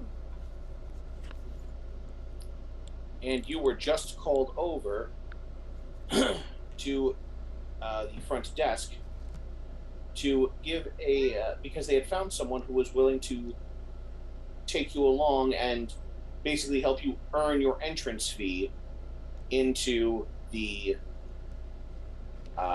guild. And there is a young woman standing there in studded leather armor with a short sword and a dagger sheathed at their belt, in a long dark blue cloak rather, not coat. as my ability to speak English fails me. Summer is cursed. Standing beside her is another woman of much paler complexion, with what you at first think is a horned skull helmet, and then you realize, oh no, that's just a skull, and the horns actually come out of her head. So she is a paler-skinned tiefling, and the two of them are standing there, going. So you're the two who are looking to try and join the guild now, eh? Yep. Mm-hmm. Fantastic. We were going to be heading out tomorrow morning, do ourselves a little adventuring job, and then come on back and get paid. It's not going to be super hard work, but it's appropriate for adventurers of our rating. So behave yourselves and keep in a good line, and everything should be fine. Okay. What are we going to be doing? We are going to be clearing out a manticore nest. Oh, joy. Yep. One full-grown manticore, couple of cubs. Bring back the various parts for the wizard's tower to do what they want to do with it. Pays good. We got in the report from this tiny little town. Apparently, some manticores had set up in the hills nearby. Have been eating their livestock and such. What town? The town is called. Interesting town name. Right. Hush you. The town of allergies. Sorry. I couldn't resist. The town of wheeze. The town is called Everrun. It's alongside this river called the Everrun River, which even during the toughest droughts has just never run dry. But it's not easy to set up there. The people who live in Everrun are a hardy lot. It's part of the reason why you don't find any major cities built along the Everrun River. As devs, you recall that part of the reason why you don't set up along the Everrun River is because occasionally some particularly evil dragons of poisonous breath will breathe into the water source of the Everrun River just to fuck with everyone who lives downstream. And eliminating them was actually a major quest line during the game's 2nd year anniversary.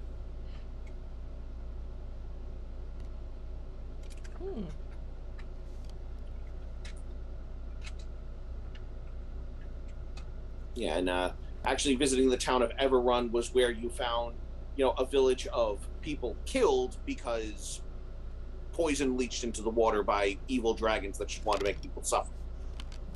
Mm. So it's actually a little weird for you to be hearing that the village is populated, because the village was never repopulated outside of that quest line.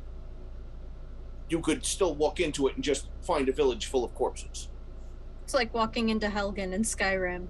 I'm gonna keep making the Skyrim comparisons. It's the only experience I have. There was originally plans during the 4th anniversary of the game to have an event where a necromancer was going to use the bodies of the poisoned corpses in Everrun to start a major event, as a poisoned swarm of zombies was going to be created from this. But that plot line was insane. What was the rest of that, John? They were going to introduce a new type of basically poison bomb zombie that starts with those corpses.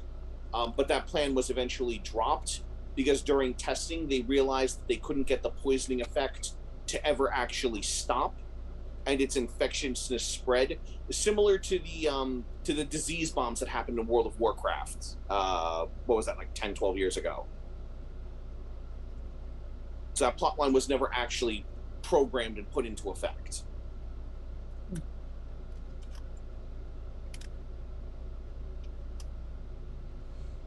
Okay. How much?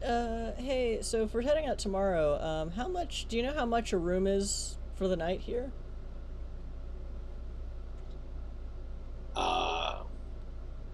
We don't really have rooms here Oh, so okay. much. It's just a tavern, not an inn. Okay. Well, the tavern area is mostly for like adventurers to meet and talk shop and like, wait for their payouts to be calculated or wait to meet up with other members of the party or to make a party. There's an inn partway between here and the center of town that's not super expensive. You could probably get a decent room for a silver piece each. A better one for 2 silver pieces if you really wanted. Okay. All right, thank you. What's it called? That one is called the Silver Spoon.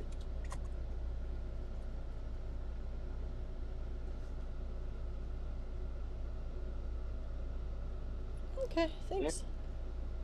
You might want to go along, get all the rest you need, and we'll be heading off probably about an hour before dawn.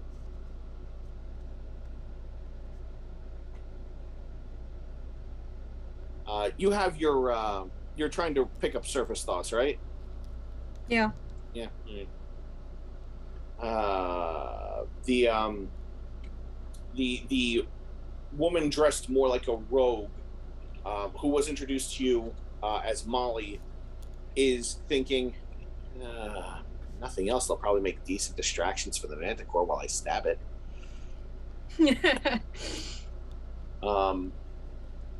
And the other one who was introduced to you as Sky is sitting there going,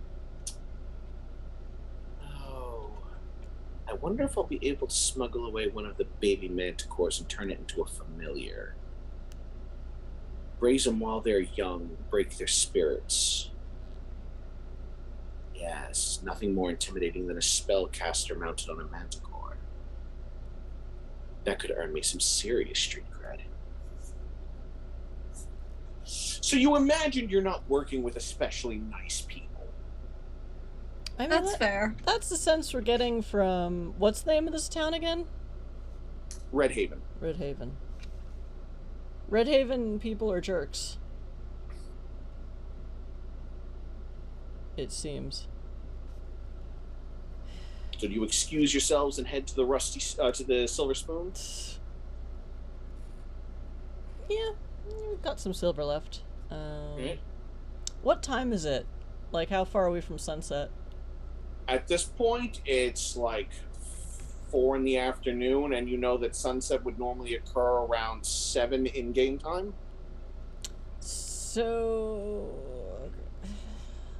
Bunny is thirsting for blood. Pit fights? I mean, let's just go look at the pit fights. Okay. If there's one nearby. The nearest one is actually in the basement of the Adventurers Guild, but you can't participate there without actually being an adventurer.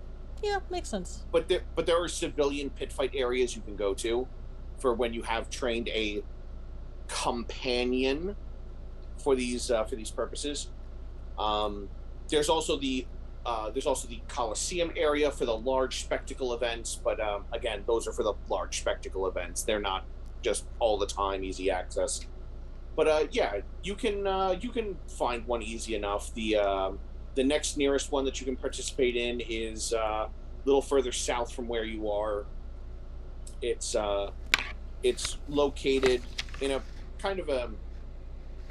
It is again in a basement fighting area because too many people have had companions with some measure of magical ability and missed and then struck some pedestrian that was walking by, so they had to move them into either controlled and force fielded areas or into underground areas that are reinforced so that less likely to hit a rando who had nothing to do with what was going on. But you managed to find your way to, again, it's another tavern-ish area here, but again, like the Adventurers Guild, appears to cater mostly to people just grabbing food and drinks, and it looks like more of the food they serve here are either finger foods or food on sticks, so things that you can eat while watching a fight. And there is a healer on one side of this restaurant and a vet on the other.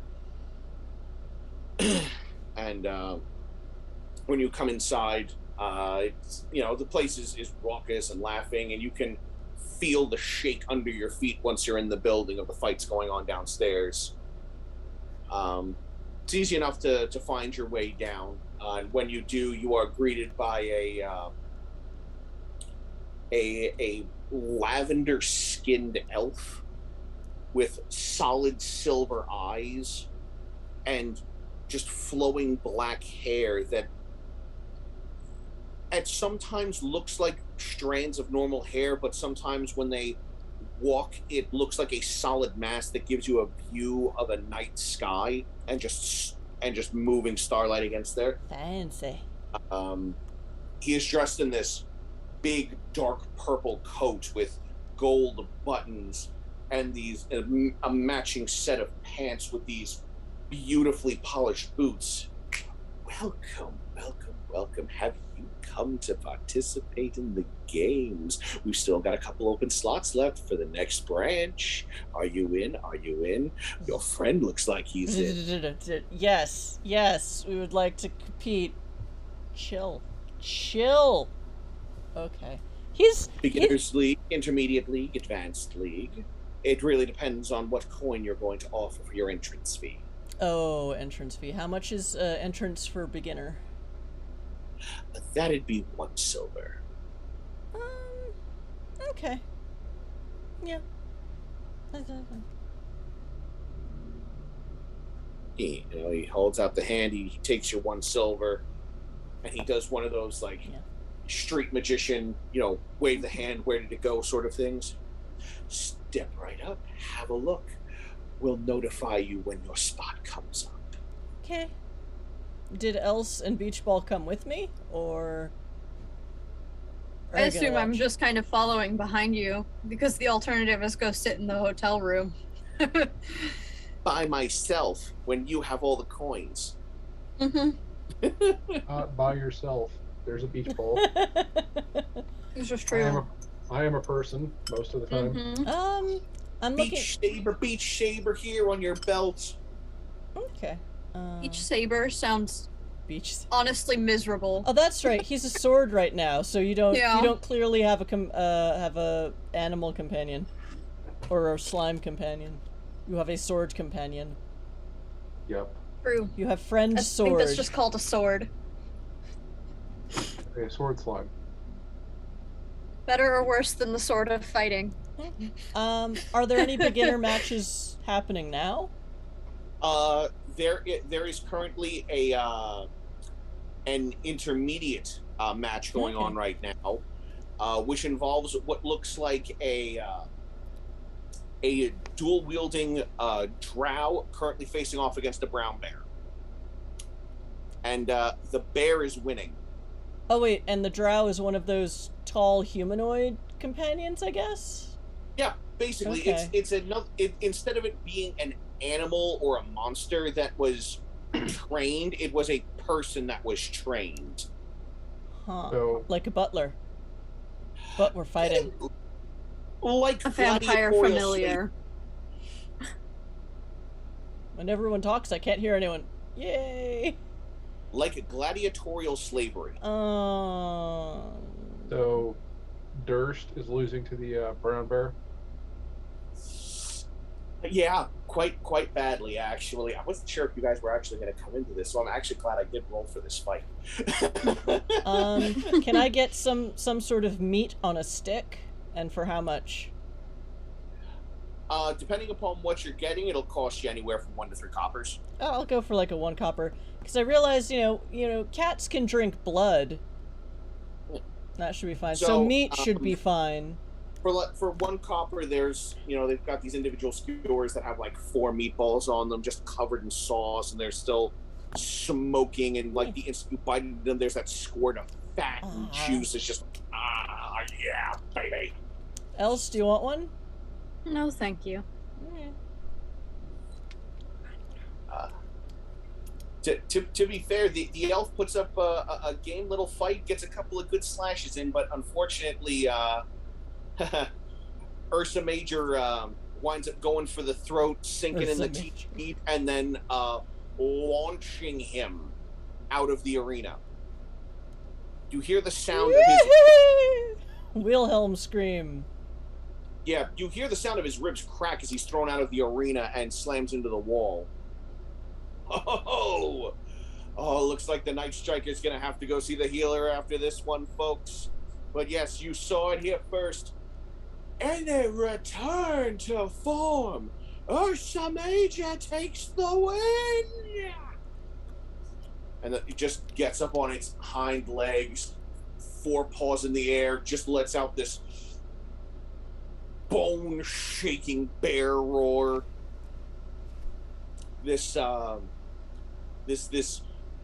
young man's maybe like 16, 17, runs out there, followed by a girl, looks like she's maybe like 15, 14-ish, somewhere around there.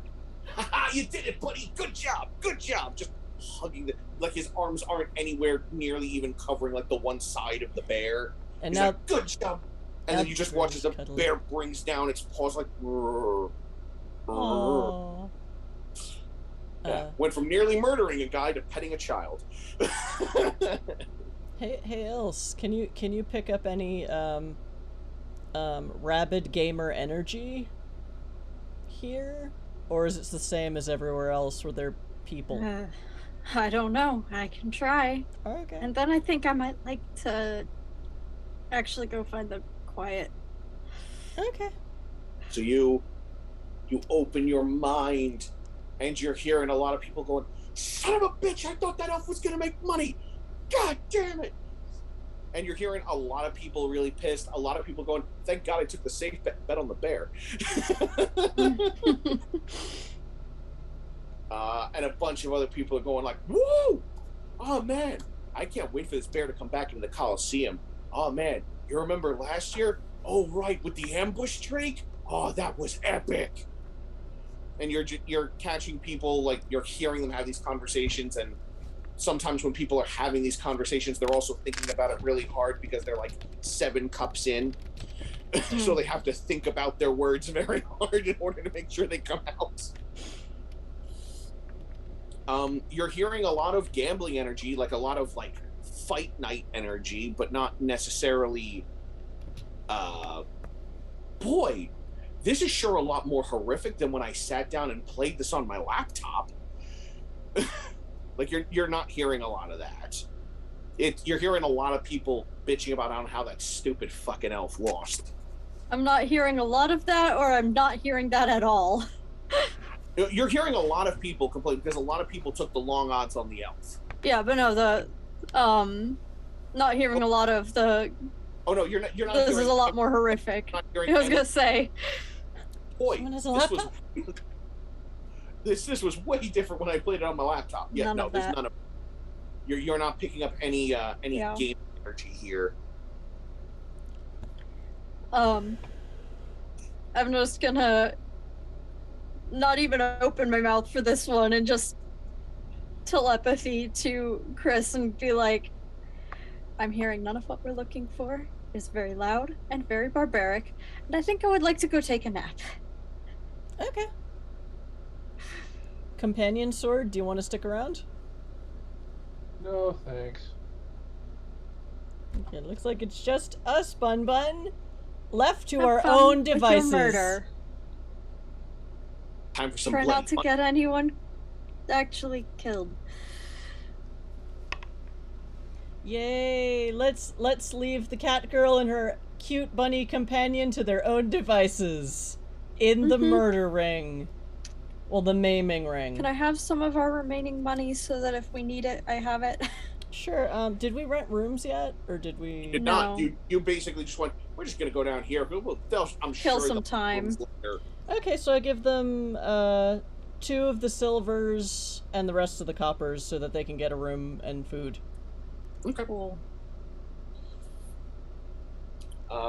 There are a couple of other fights that go on, including one where a great hammer wielding dwarf faces off against a sling flinging gnome, and the gnome won that one.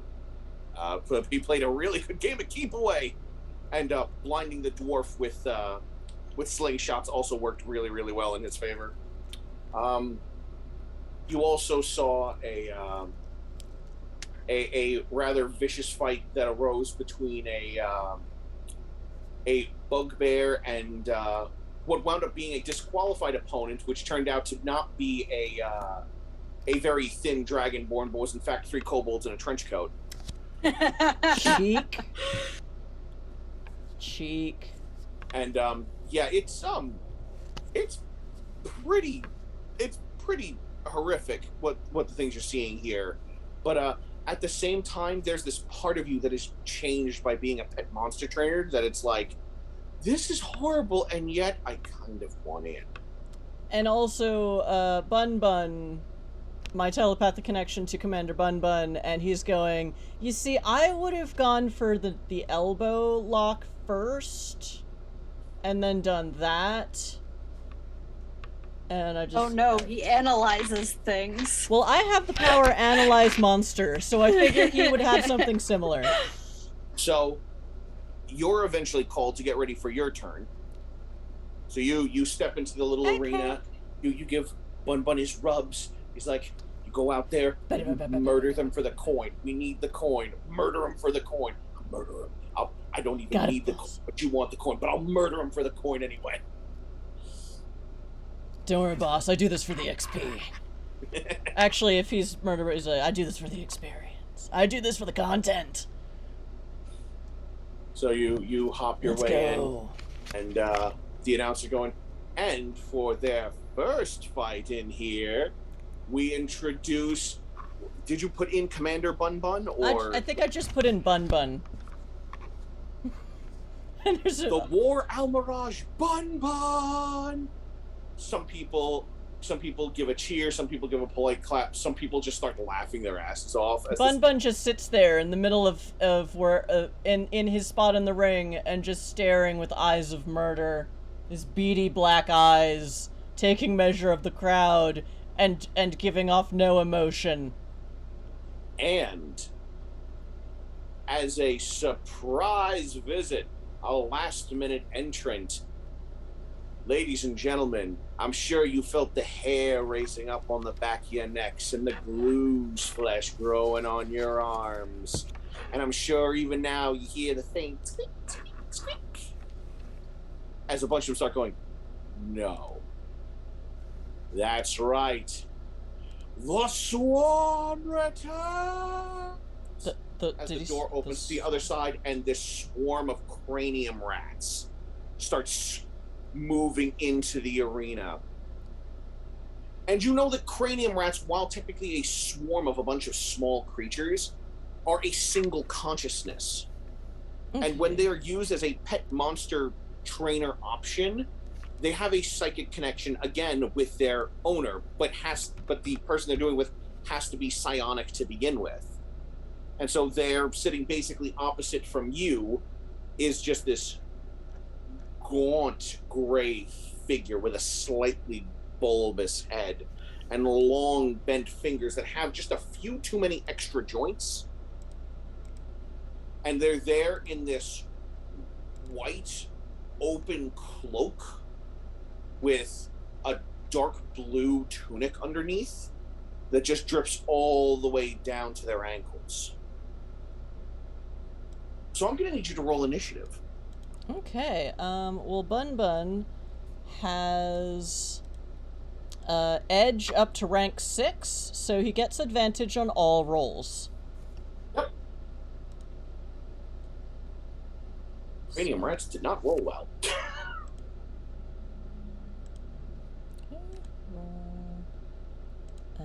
Roll. Ugh. Well, Bun Bun only rolled a 15. So let me double check Bun Bun's stats again.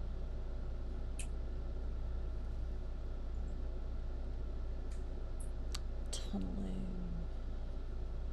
Penetrating. Okay. Alright, so,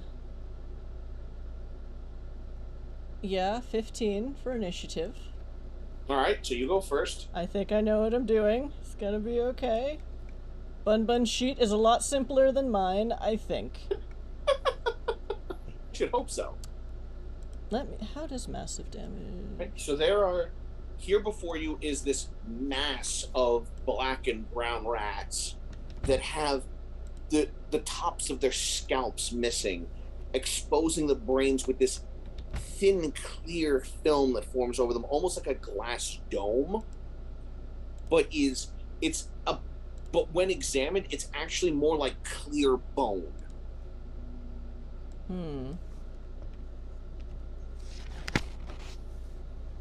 Okay, so Bun Bun sees this, and his punch dagger style isn't always great with swarms, but if he can hit them fast enough before they scatter, he can shish kebab hopefully a number of them at once. He can certainly try. Okay, so... Bun Bun has... So, Bun Bun has his horn. I don't know if there's a bonus to... Wait, hold on. I think it's just a horn. It's not plus anything for being rank 1, right? It's just roll strength because it's... Strength plus proficiency because he's proficient with the weapon. Okay. I don't remember what Bun Bun's proficiency is. He's proficient with the weapon that you bought for him with his points. Okay. Which would be the Amarage horn. Okay, so if it's rank 1, then it's plus proficiency plus 1? Plus whatever you made his strength modifier. Oh, okay. His strength is 15, so it would be plus 2. And I assume because you didn't purchase him any class levels, we'll assume his proficiency bonus is yours unless you bought the attribute that affects proficiency bonus. I don't know. You didn't. Oh, my proficiency bonus is plus 3, so... Yeah, so you roll at plus 5. Okay.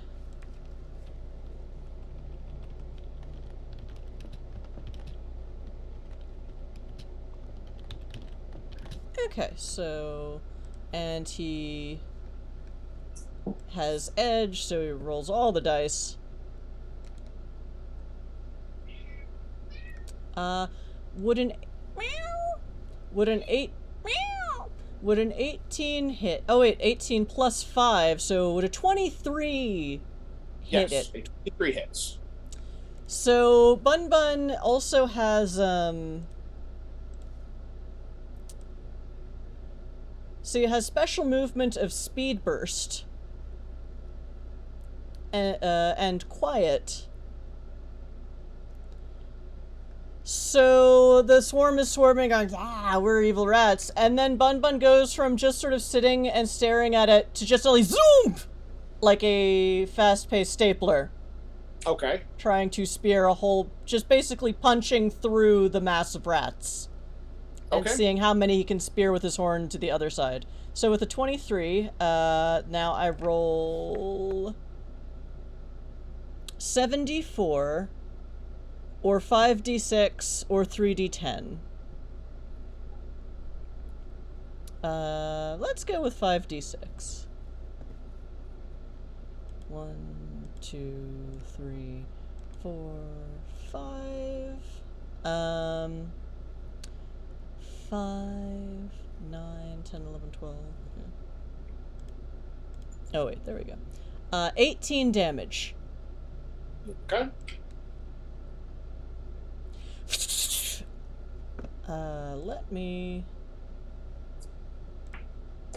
check something else. Does he have multi-attack?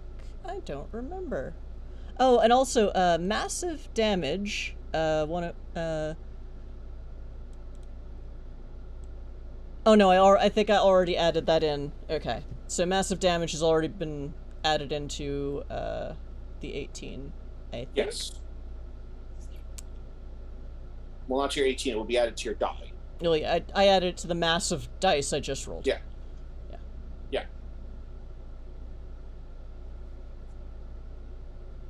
So, Bun Bun bounds his way through, pierces, bam, manages to nail a couple of the rats, A couple? and the rest sort of create they part the rat sea for him to otherwise skid through.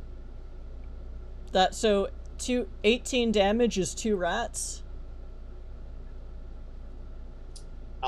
At this point, as you're watching the little damage you did there, what occurs to you is, oh right, swarms have damage resistance against bludgeoning, piercing, and slashing damage.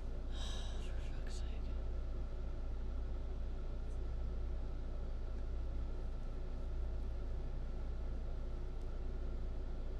Sorry. Mm-hmm. That end your turn? Let me double check one thing, make sure I don't have a multi-attack.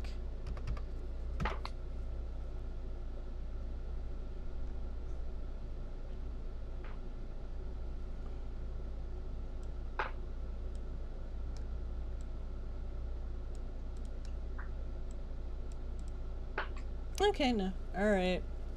I think that's it. Alright, so the rats swarm back in on Bun Bun. And that is a 21 to hit. As they begin to swarm back onto his location, climb up and start biting and sinking in their teeth and their tiny little claws. How do I calculate his AC? Now I know what I forgot. That would be 10 plus his dexterity modifier, assuming that you didn't purchase AC bonuses or anything else that would affect his armor class. Nope. So that's AC of 20. Well, you said 10 plus his dex, right? Dex modifier. Oh, dex modifier. Oh, for... Yeah, blah. same as when you calculate your dexterity.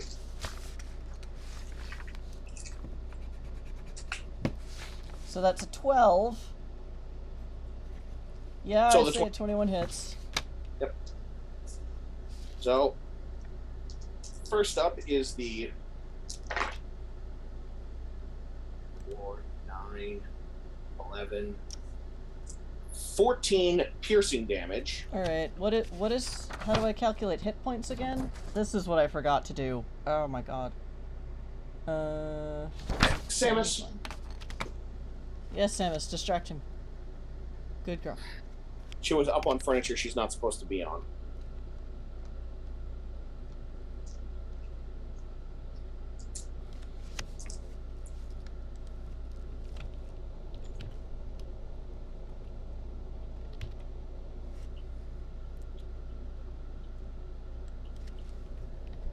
So you didn't calculate your companion's hit points? Nope, that's what I forgot. I'm looking for it right now. Sorry. I knew I forgot something.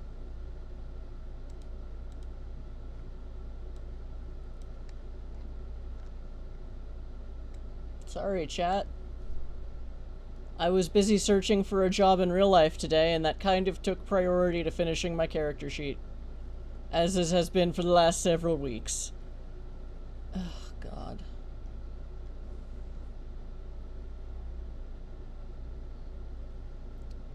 And, of course, there's nothing in the table of contents that just says how to calculate your hit points.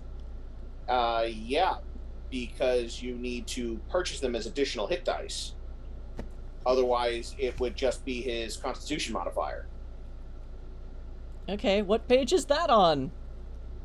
It's actually under the companion section when Okay. it's going through the example of building the character and talking about the 2d10 hit points Okay. plus another. What page is that?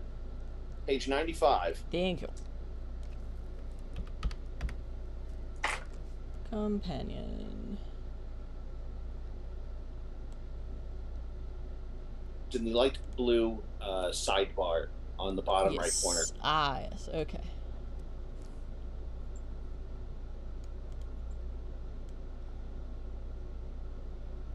$2d10. Wait, so I had to buy extra hit points, so it's only his con... He has his con modifier worth of hit points? Pretty much. So he has 2 hit. So he has 2 hit points.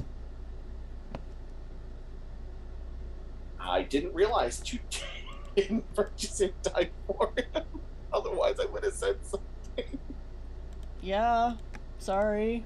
I can run the channel. I can do 2 of 3 things: running the channel, building my character sheet, and searching for a real life job. Pick 2. We were only doing 2 last week. So, yeah. Yep, he's out. The rats take Bun Bun down hard before the psychic damage even has a chance to kick in. Okay. Oh well. Sorry.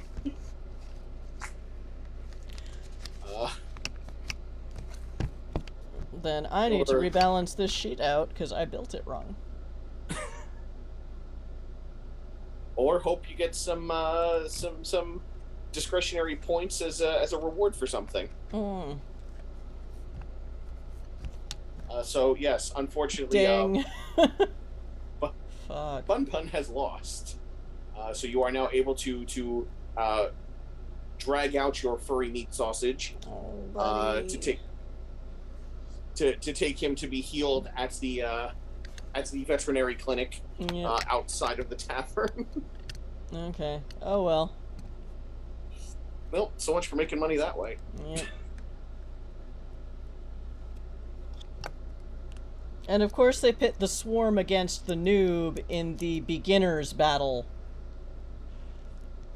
I legitimately thought he had more hit points. I didn't realize you didn't buy him in time. So yeah, seeing as how the fight was so one-sided, the vet allows you to get your first heal for free. Thanks.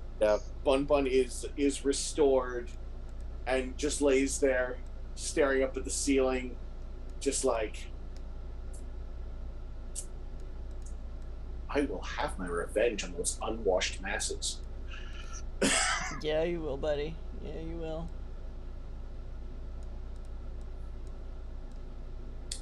Cutting back to Els. Well, and, I guess we're never doing this again, chat.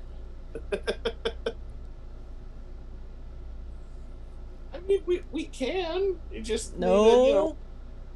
Because then I don't know. Cris does not know the full implications of what happens in this game. Cris did not realize he would be fighting a swarm form as a punch dagger. I mean, to be fair, the swarm was randomly selected on a die roll as one of your potential options. And I still don't see how that's a beginner's fight. Like I put in to be in the kitty garden league. So yeah. What else is going on? Els and Beach Ball. Did you guys get one nicer room? Did you get 2 decent rooms? I mean, I think probably got 1 decent room and held on to at least a bit of point in case we needed it before our friends came back, because presumably she's carrying enough to get herself a room, and maybe she wants the nicer room. I kept some of the silver for myself just so y'all could go get a room without me needing to be there, and yeah. So is there anything in particular that you and Beach Ball want to get up to while you're waiting for Cris to come back? I suppose we go up to the room and I just like, okay, little bit of distance from people for just a moment. Why the fuck did I build this character this way? This was going to be fun and entertaining when it was through a VR headset. It's just very, very loud. And it's just my brain. I will shapeshift into the most comfortable pillow in the world. You are my best friend.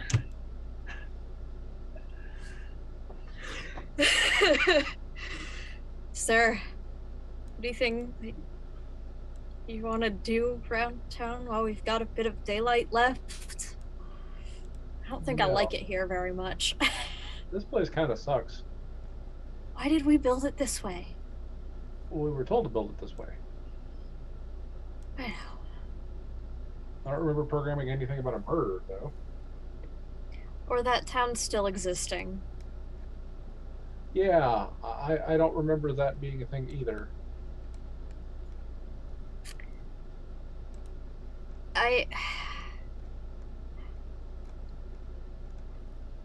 It makes me wonder what level of our knowledge from having built apparently a version of this world is going to actually be useful to us.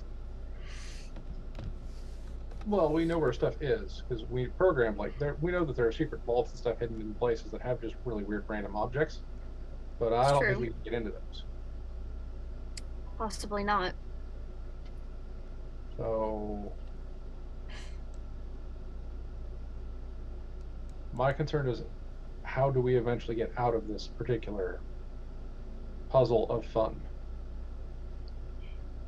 Yeah, and I don't know where to go to find out that sort of information, because obviously that was never a concern. No, it wasn't, and that may have been an oversight on our parts. Who could expect something like this? You've seen Tron before, right? No. Okay, when we get out, we're gonna have to watch Tron. It will not be as exciting now as it will not be as exciting after we get out as it would have been before we came in. But Bless you. Okay. Duly noted.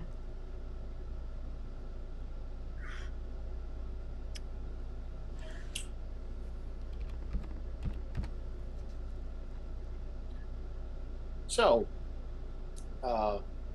based on a roll I made here,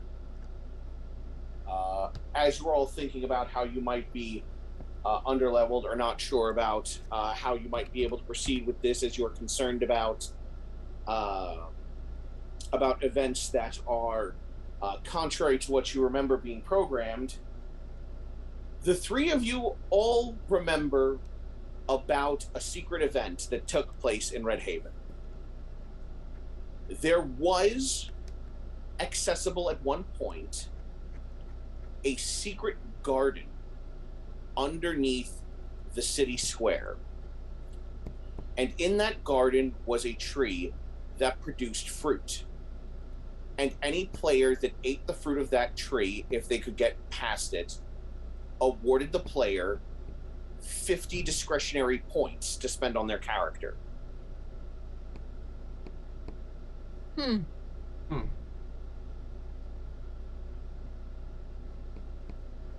mean, I don't remember how that quest line goes, but we could theoretically do that. But we shouldn't do it without What's her face? the fur-bearing objects. Yeah. The furries. Fur-bearing objects. I feel like there's a distinct difference. You recall that when the quest was active, you could only access the hidden door underneath moonlight.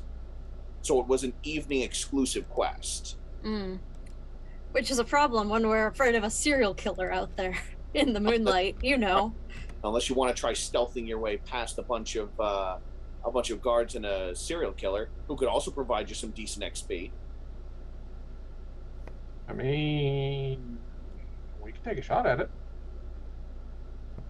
Do you feel like we can take on guards and or a serial killer if we fail to stealth past? Serial killer? Maybe. Guards? I don't like our chances. I didn't put a lot of stats into weapon use with this one, so... I'm a beach ball. Yeah, I realized you didn't put any stats into anything there, particularly.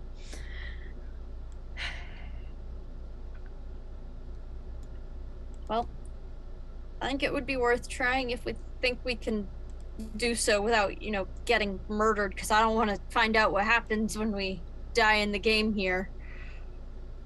Oh yeah, that could be a problem. Yeah, we don't just, get a respawn, presumably?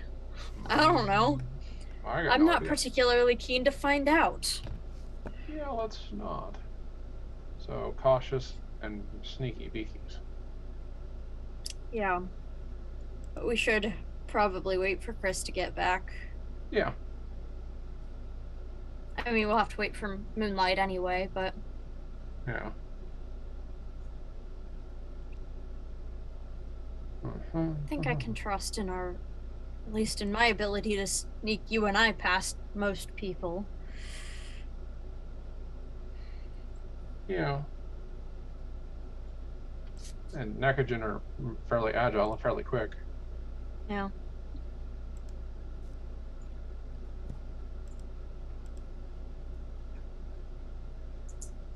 Right. So a short while after you two have this conversation, Cris winds up coming in looking a little dejected, a little upset. Mm-hmm. Bun Bun's got his furious murder glower going on. Yeah, so I put in for, the beginner fight, and then I had to fight, what are they called? A swarm of... Cranium rats. Cranium rats. Okay. Which is not... Punch daggers are not very effective against against swarms. So, I think we're gonna stick with manticores. Well, you say that.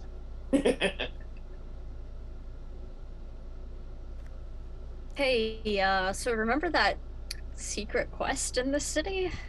With the garden underneath the square? Yes? It was a limited time event only available to low-level players who had purchased the Founders Pack. Yes, I heard it the first time. I'm role-playing.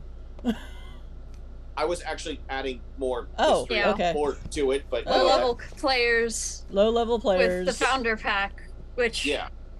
That's us. During the game's second month. So it's literally been inactive and inaccessible without trying to glitch the game in years. But theoretically, you can still access it normally. Yeah. And, well, there are plenty of other things that aren't consistent with the current state of the game, so who knows? Yeah, I mean... But isn't that a nighttime thing, and there's a nighttime murderer? Yep. They're also guards. How do you feel about stealth? Or just evading? I'm a fan of both at this moment. Alright. I don't see any reason why we shouldn't give it a try.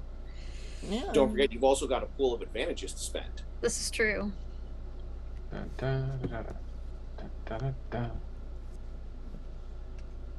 So is the party going in to try and get a buttload of bonus discretionary points? Yes. Fuck yeah. All right. So once dusk has come and gone, you hear the front door of the Silver Spoon lock up. Because again, theoretically, no one but guards should be out on the street at this point. The three of you could sneak out through the window and proceed on your merry. You're only on the second floor. It'd be easy enough to jump down. I can fly. Teleport. Yeah. I can also teleport. I can do none of these things, so I will just gingerly climb out the window. So the three of you make your way out, and I would like you all to please make me stealth checks. And I don't know what it does mechanically because it was unclear in the book, but I would like to point out that I do have the quiet attribute as well. It doesn't matter. Okay. Just don't roll below a total of a 7. Understood. Well, I rolled a straight 13, and I have a +5 on that because I can't do math, apparently. 3 + 2 is 5, not 4. Yes. Yes. I have a flat 10. I'm gonna use my advantage. Jesus fuck, the guards aren't supposed to be rolling this badly. Dirty 20. Yeah, you all beat the cumulative 7 that came for these guards. I mean, okay. So you all dun dun dun dun dun dun dun dun. Mission Impossible in your way through the streets. You hear the clank of guards' armors.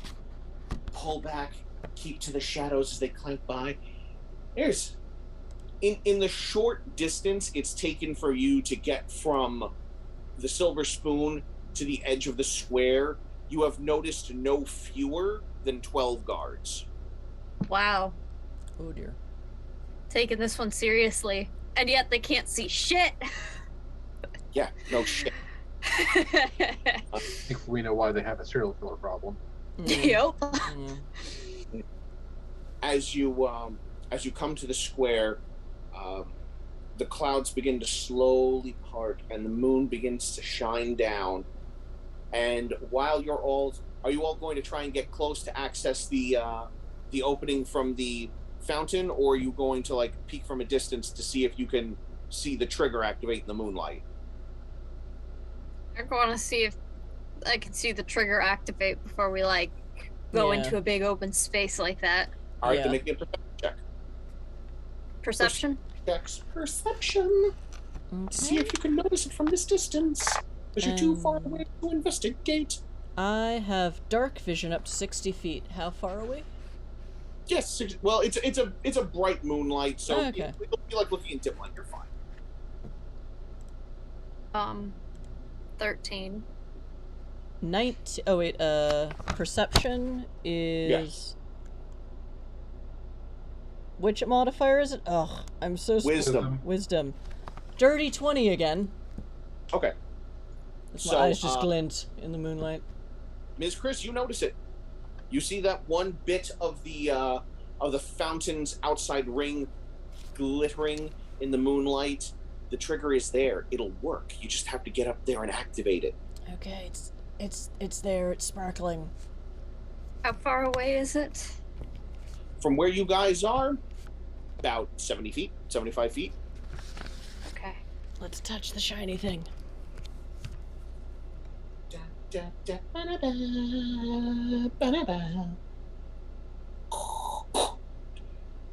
And then as you push down in the bit of the relief in the design of the fountain, you watch as the fountain stops spraying, the water is drained out of the basin, and the base starts to go as the fountain, and it starts to turn into a staircase leading downward. It's dry down there, right? Probably. I mean, it's a little humid down there, but there's no large pools of water as far as you remember being programmed into the area. No, I'm asking else. It's dry down there, right? Sure. Well, that's information for else to answer the question. Yeah. Toad's dry. Come on. Okay. So you all head down the stairs, and you're walking down for a little while until you finally enter into this chamber of blue and green glowing plant life. A lot of it looks like lichen and fungus. There are other things that look... This is so cool. They look like bushes from a distance, but as you get closer, you realize that it is fungal matter that has just sort of grown into bush-like shapes. And there, in the center of this area, is one tree with this trunk that looks like several smaller trees have grown together, spiraling, weaving themselves up. And there is this plume of foliage that are all the colors of autumn. And as the three of you slowly step forward, you watch as 3 blossoms start to develop as buds spread out, and then slowly the petals begin to fall. And with each step you take closer, those blossoms continue to develop into what looks almost like pomegranates. And once you're about halfway there, there is a soft rumble in the mossy ground beneath you. And then you all go, right. Had to beat the Guardian before we got the fruit. Yep. Can anyone here speak Sylvan? Nope. Why would I be able to speak Sylvan? I'm a slime. Okay. I took Abyssal as my weird language. I forgot to write down my weird language. Do I want to be that asshole? Is it Sylvan? Sure. I keep taking Draconic in other games and it never comes up. Right? And depending upon where you went to go, it might have, but it is at this point that you hear in Sylvan a voice goes, who comes for the fruit? Who comes for the power? We do.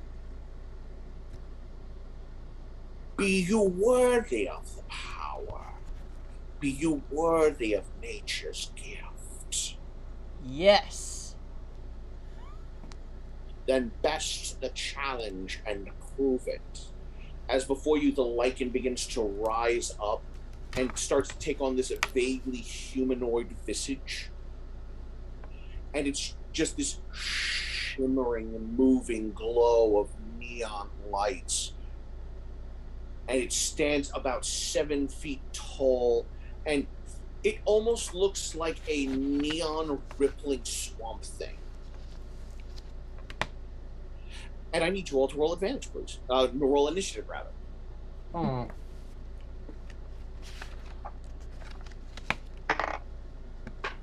Initiative is plus dex in this game, right? Yes, unless you have something else. Oh I dear. do not. Does Bun Bun roll his own initiative? Technically, he would take his turn directly after you. Okay. Sorry, Bun Bun. I only got a Dex mod. I only got a 12. Yeah, he done critted on his initiative roll. Dracus, what did you get? 12. And Zardoz, what did you get?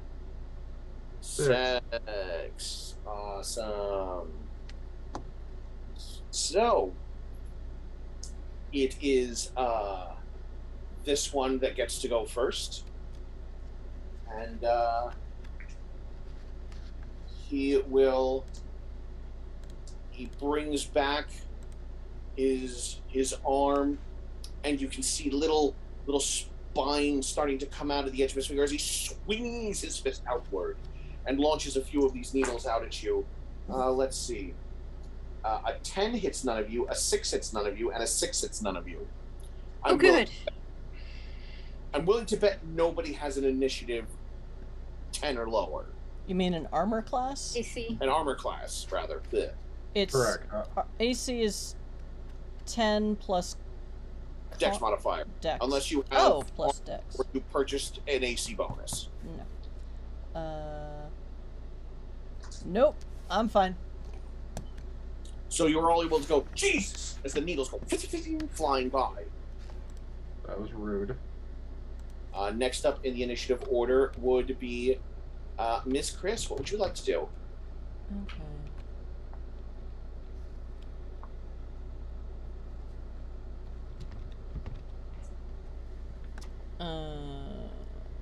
What can I do? Do I have any weapons on me?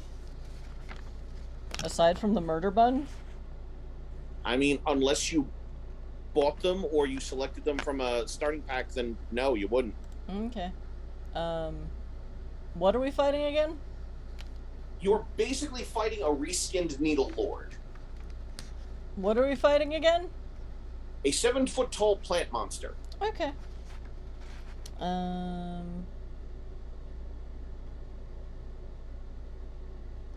Well, sorry, buddy. I hope this is worth it in the end. And I let Bun Bun go first. Sure.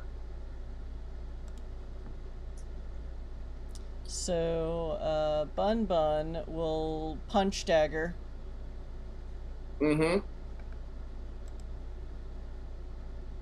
So, and that's roll with advantage. For a 7 plus 5, 22. He hits for a 22. That hits. And I assume, unless it's made of wood, he just goes through the plant monster and there's a hole in it. Yeah, well, it depends on how much damage he does. Oh, right, damage. Let's go It with helps. 5d6s again.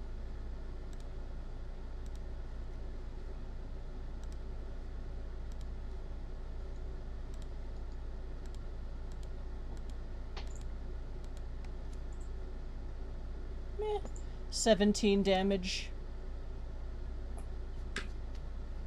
Yeah, with 17 damage, you definitely put a hole in him for a minute.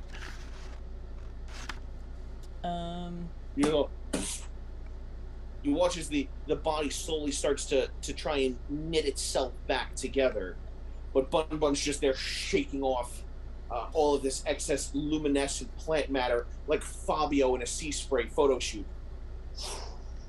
Yep. As a cat girl, I don't have claws, do I? Because that would show up somewhere on this list of things. I believe the Nekojin do not. Okay. Yeah. So I'll just punch him.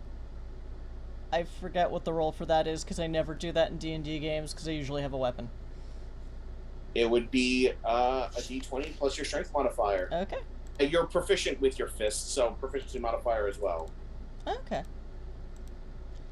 Strength, so... Mulligan, special movement. Yeah, no natural claws on Nekojin. Okay, so I punch it for a 14. Or I roll a 14 to punch. Unfortunately, a 14 is not quite sufficient. Then I'm gonna use another mulligan. Okay. For future reference, does Bun Bun get use of my mulligans as well?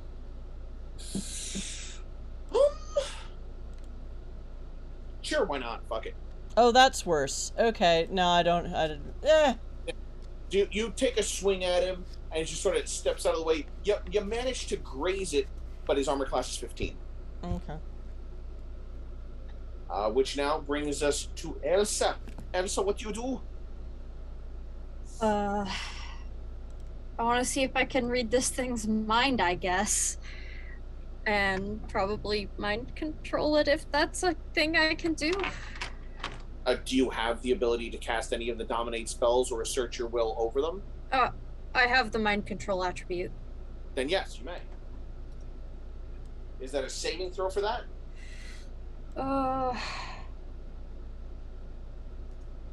Should have pulled this up, but did not. Requires an attack action and a successful touch attack roll. I do have a 10-foot range on it, though, because it is nice. a class ability, and that's one of the things. So. There's an intelligence contest check. So it's your intelligence mod versus its intelligence mod. Oh boy. Okay. Well, my intelligence mod is a +3. So I rolled a 12, so that's a total of a 12. So you need to roll a 10, I think. That'll do it. I also rolled a 12 with a +3, so. Fingers. Okay. Just big anime energy. Woohoo!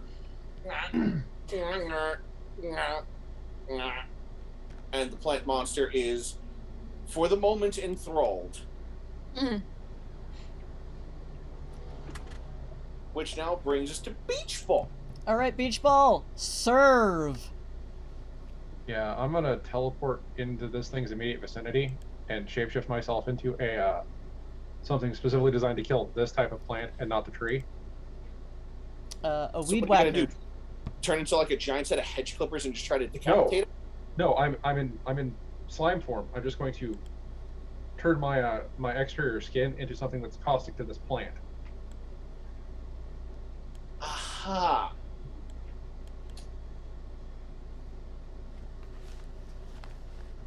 Are you trying to envelop it at this point? Yeah. Well, I don't need to. I'm just going to grab onto its foot and then just let the poison bleed up into its body. Yeah. And since you're mind controlling it, it really has no way to resist this. So yeah. So it's 10:51, and fuck it. Yeah, you just slowly dissolve this thing using your awesome slime body because, you know, mind control and acid. Why the fuck not? I'm going to burn a pile of energy to do that, though. I'm going to say that costs 20 energy to do over the course of the turn, over the time span of that. Yeah, probably. And with the Guardian defeated, the 3 fruits finish ripening and fall from the tree. Yay! Go And team. upon completion of these fruits, the 3 of you will gain 50 discretionary points each in order to advance yourselves, to explain the energy flowing through your body. Neat. Oh boy. Well, that's going to get exciting very quickly. Yeah, well, we've only got 3 sessions, so... May as well level up like mad, right? Yeah. But basically, you guys all know where to go to get all the level up items. I'm just rolling to remind you in the event you don't think about where to go or think to ask. So do you take them back to the room or do you eat them down here? Maybe we should just stay in here for the night since there's a murderer. No, but we paid for the rooms. Also, There are no beds here. Yeah. Also, the stairs will close and you'll be locked down here until someone opens it from the outside the next evening. Assuming someone tries to open it. Which they won't, because we're the only assholes in this world who even know that this place exists. I'm gonna Yeah, kind of. I'm gonna eat Slim my chance we could get high up enough that I could call out to somebody on the street. I'm gonna eat my fruit now and then walk out. That's Yeah. how we yeah. Okay. Yep. Crack open the pomegranate, shovel the seeds into your faces, and you are suffused with magic. Ooh. Yes. There's And no I- cracking. There's And absorption. because of your relationship with Bun Bun, as the magic swells within you, some of it just seems to pour over onto him. And he goes, no switch. No switch. At last, my revenge. All right. I would like all of you to please roll me stealth checks as you try to make it back to the inn without being seen by the guards. I would like to use my advantage. By all means. Now, It's good that I did, because I rolled a nat 1 on one of those. I'm gonna use my second advantage. That that's is okay. instead gonna be a 19. Yeah, these guards have rolled natural ones against all of you twice. Still, I don't want this to be the time. I rolled a 19 on my die, so 19. 3 different goddamn dice. 3 different perception. To be fair, John, you don't want to have this happen 6 minutes to the end of the stream. No, I don't, but it still boggles my mind that I managed to roll 3 ones on 3 different perception checks using 3 different dice.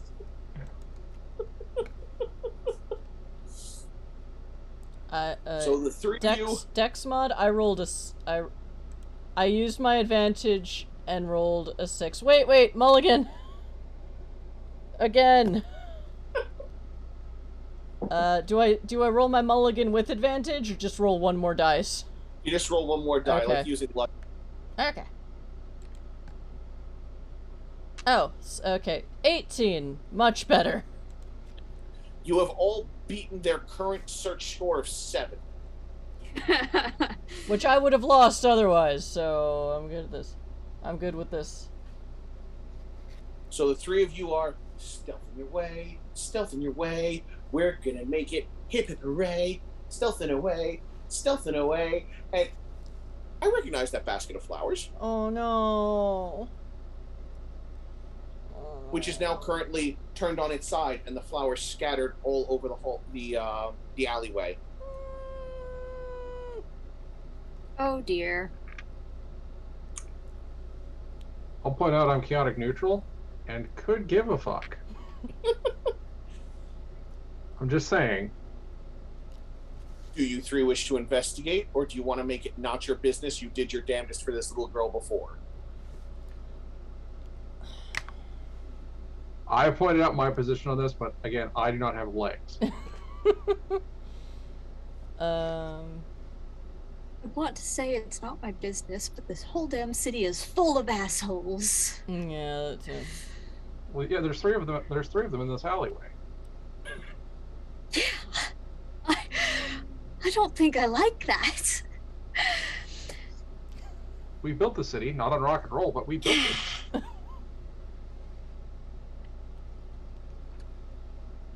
We built this city. Business. I think it's our damn business. We built this city on rock and knoll. Mm-hmm. Do we need to go rescue another pathetic life form? I guess. All right. So the three of you turn down this alleyway in an attempt to begin an investigation while dodging guards to potentially deal with a serial abductor / murderer. And that sounds like a fantastic point to end this section. Yep.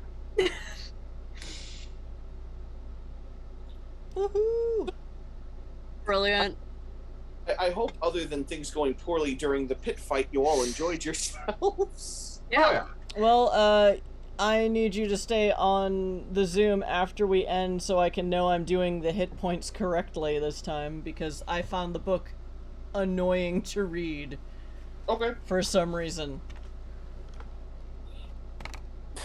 not a problem. Alright, but yes, so chat, this is Magic Fish Radio. We do tabletop RPG streams on Tuesdays and Saturdays, and sometimes we finish our character sheets before we start. I didn't. My bad. So, I will fix that for now. I also didn't write down my own armor class, so I had to look that up. That was fun. So yeah. Tuesdays and Saturdays. This is Campaigns in Disguise, because we usually start with one system and end up in another. Ostensibly, we're playing Anime 5e. I have a few qualms about how the book is laid out, but otherwise, you know, it's been fun. It's a fun setting. I'm just spoiled by D&D Beyond doing all the 5e calculations for me. Could be worse. We could be playing 3-5, where there's a lot more calculations. True. We could be. No thanks. I like it when there's a computer doing the calcs for me. I do not play D&D for the calculations. I know many people who do, but that is not my joy in this game. Me neither. I am not the math queer. My dad's whole D&D group are all engineers, and their whole joy in playing is figuring out their party builds and min-maxing, and that's cool for them. Typhonius. I disagree, respectfully. Typhonius also recommends Palladium if you like the math part, so we will not probably be running that here. Unless it's with a whole other group of players that wants to math, I'd be up for that. That's cool. Anyway, on social media, I am at Ms. Chrysala, and I'm the channel producer here, so I'm also at Magic Fish Radio. Join our Discord, where my ramblings make sense. Saturday would be Exit to Eden, our ongoing NWAD in space game. But there's a massive combat going on, and the person with the biggest gun will be at Gen Con. So we might switch it with our other Saturday game, which we alternate with, which is Indie Game Night, where we do indie one-shots. We are currently talking about it, thank you, phone, on the Discord about what we're going to do on Saturday, or if we just take a break because the summer is cursed. But we shall see. Puka says there's a 70% chance he might be able to be there, so maybe Honey Heist? Maybe we can talk them into playing Honey Heist? You're very scared of battles. I'm a goizwi-goao. My quas do agwo. And yeah, that's us. Join our Discord. Also, we have casting calls open for Saturday night games, for one-shots. the next game, we have 2 more episodes of this, and then Star Wars for 6 weeks. That game is full. Like, everyone wanted to play Star Wars. No room left for more players. It's gonna be fine. After that, we might, we're not sure what we're doing after that because, John is in the process of reading the Transformers book and seeing if it makes his brain explode. In a good or bad way. It doesn't. There were decisions made. So, B- so far? Solid B? B- bordering on a C+. Okay. Like, it depends on how many more typos and questionable decisions I find. Oh, the typos. I think it's playable, but it's not the best possible presentation of the material. Well, keep in Oh, mind. it's definitely playable. It's playable. It's just... Well, as came up on the Discord, there are also other versions of Transformers, the RPG, with the serial numbers shipped off, so... Yeah, but you don't want to go back to using a 3.5 system for Mechamorphosis. Oh, it's 3.5. Yeah. Mechamorphosis was made using D20 Modern. Oh, good. It's playable with GM modification. Indeed, Typhonius, indeed. We'll see. So, yeah. 6 months. So, yeah, and with that, yeah, join the Discord, where I'll have more news about what we're doing on Saturday, if anything. Because Puka's been promising to run Honey Heist for us for a while, and I might, you know, like, hey friend. So with that, I'm gonna go look for someone to raid. So let's do outros. Let's go counterclockwise for me. John, who art thou? I've been your game master this evening. I hope everyone's been having fun, whether you've been watching us live or watching us from the mysterious future. I basically exist here on Tuesdays trying to make content that people will enjoy because someone in Ohio won my $1 billion jackpot. So I cannot dedicate myself entirely to making game stuff for Magic Fish Radio and everybody else. I didn't hear that someone in Ohio won that. Yep. It was not me. I'm not the Ohioan who won. So yes, I am here, hopefully keeping everyone entertained. Please tell me if I'm not doing a good job. It's the only way I'm going to fix things. Also, positive reinforcement is nice. And you want to do counterclockwise so that next will be Zardoz.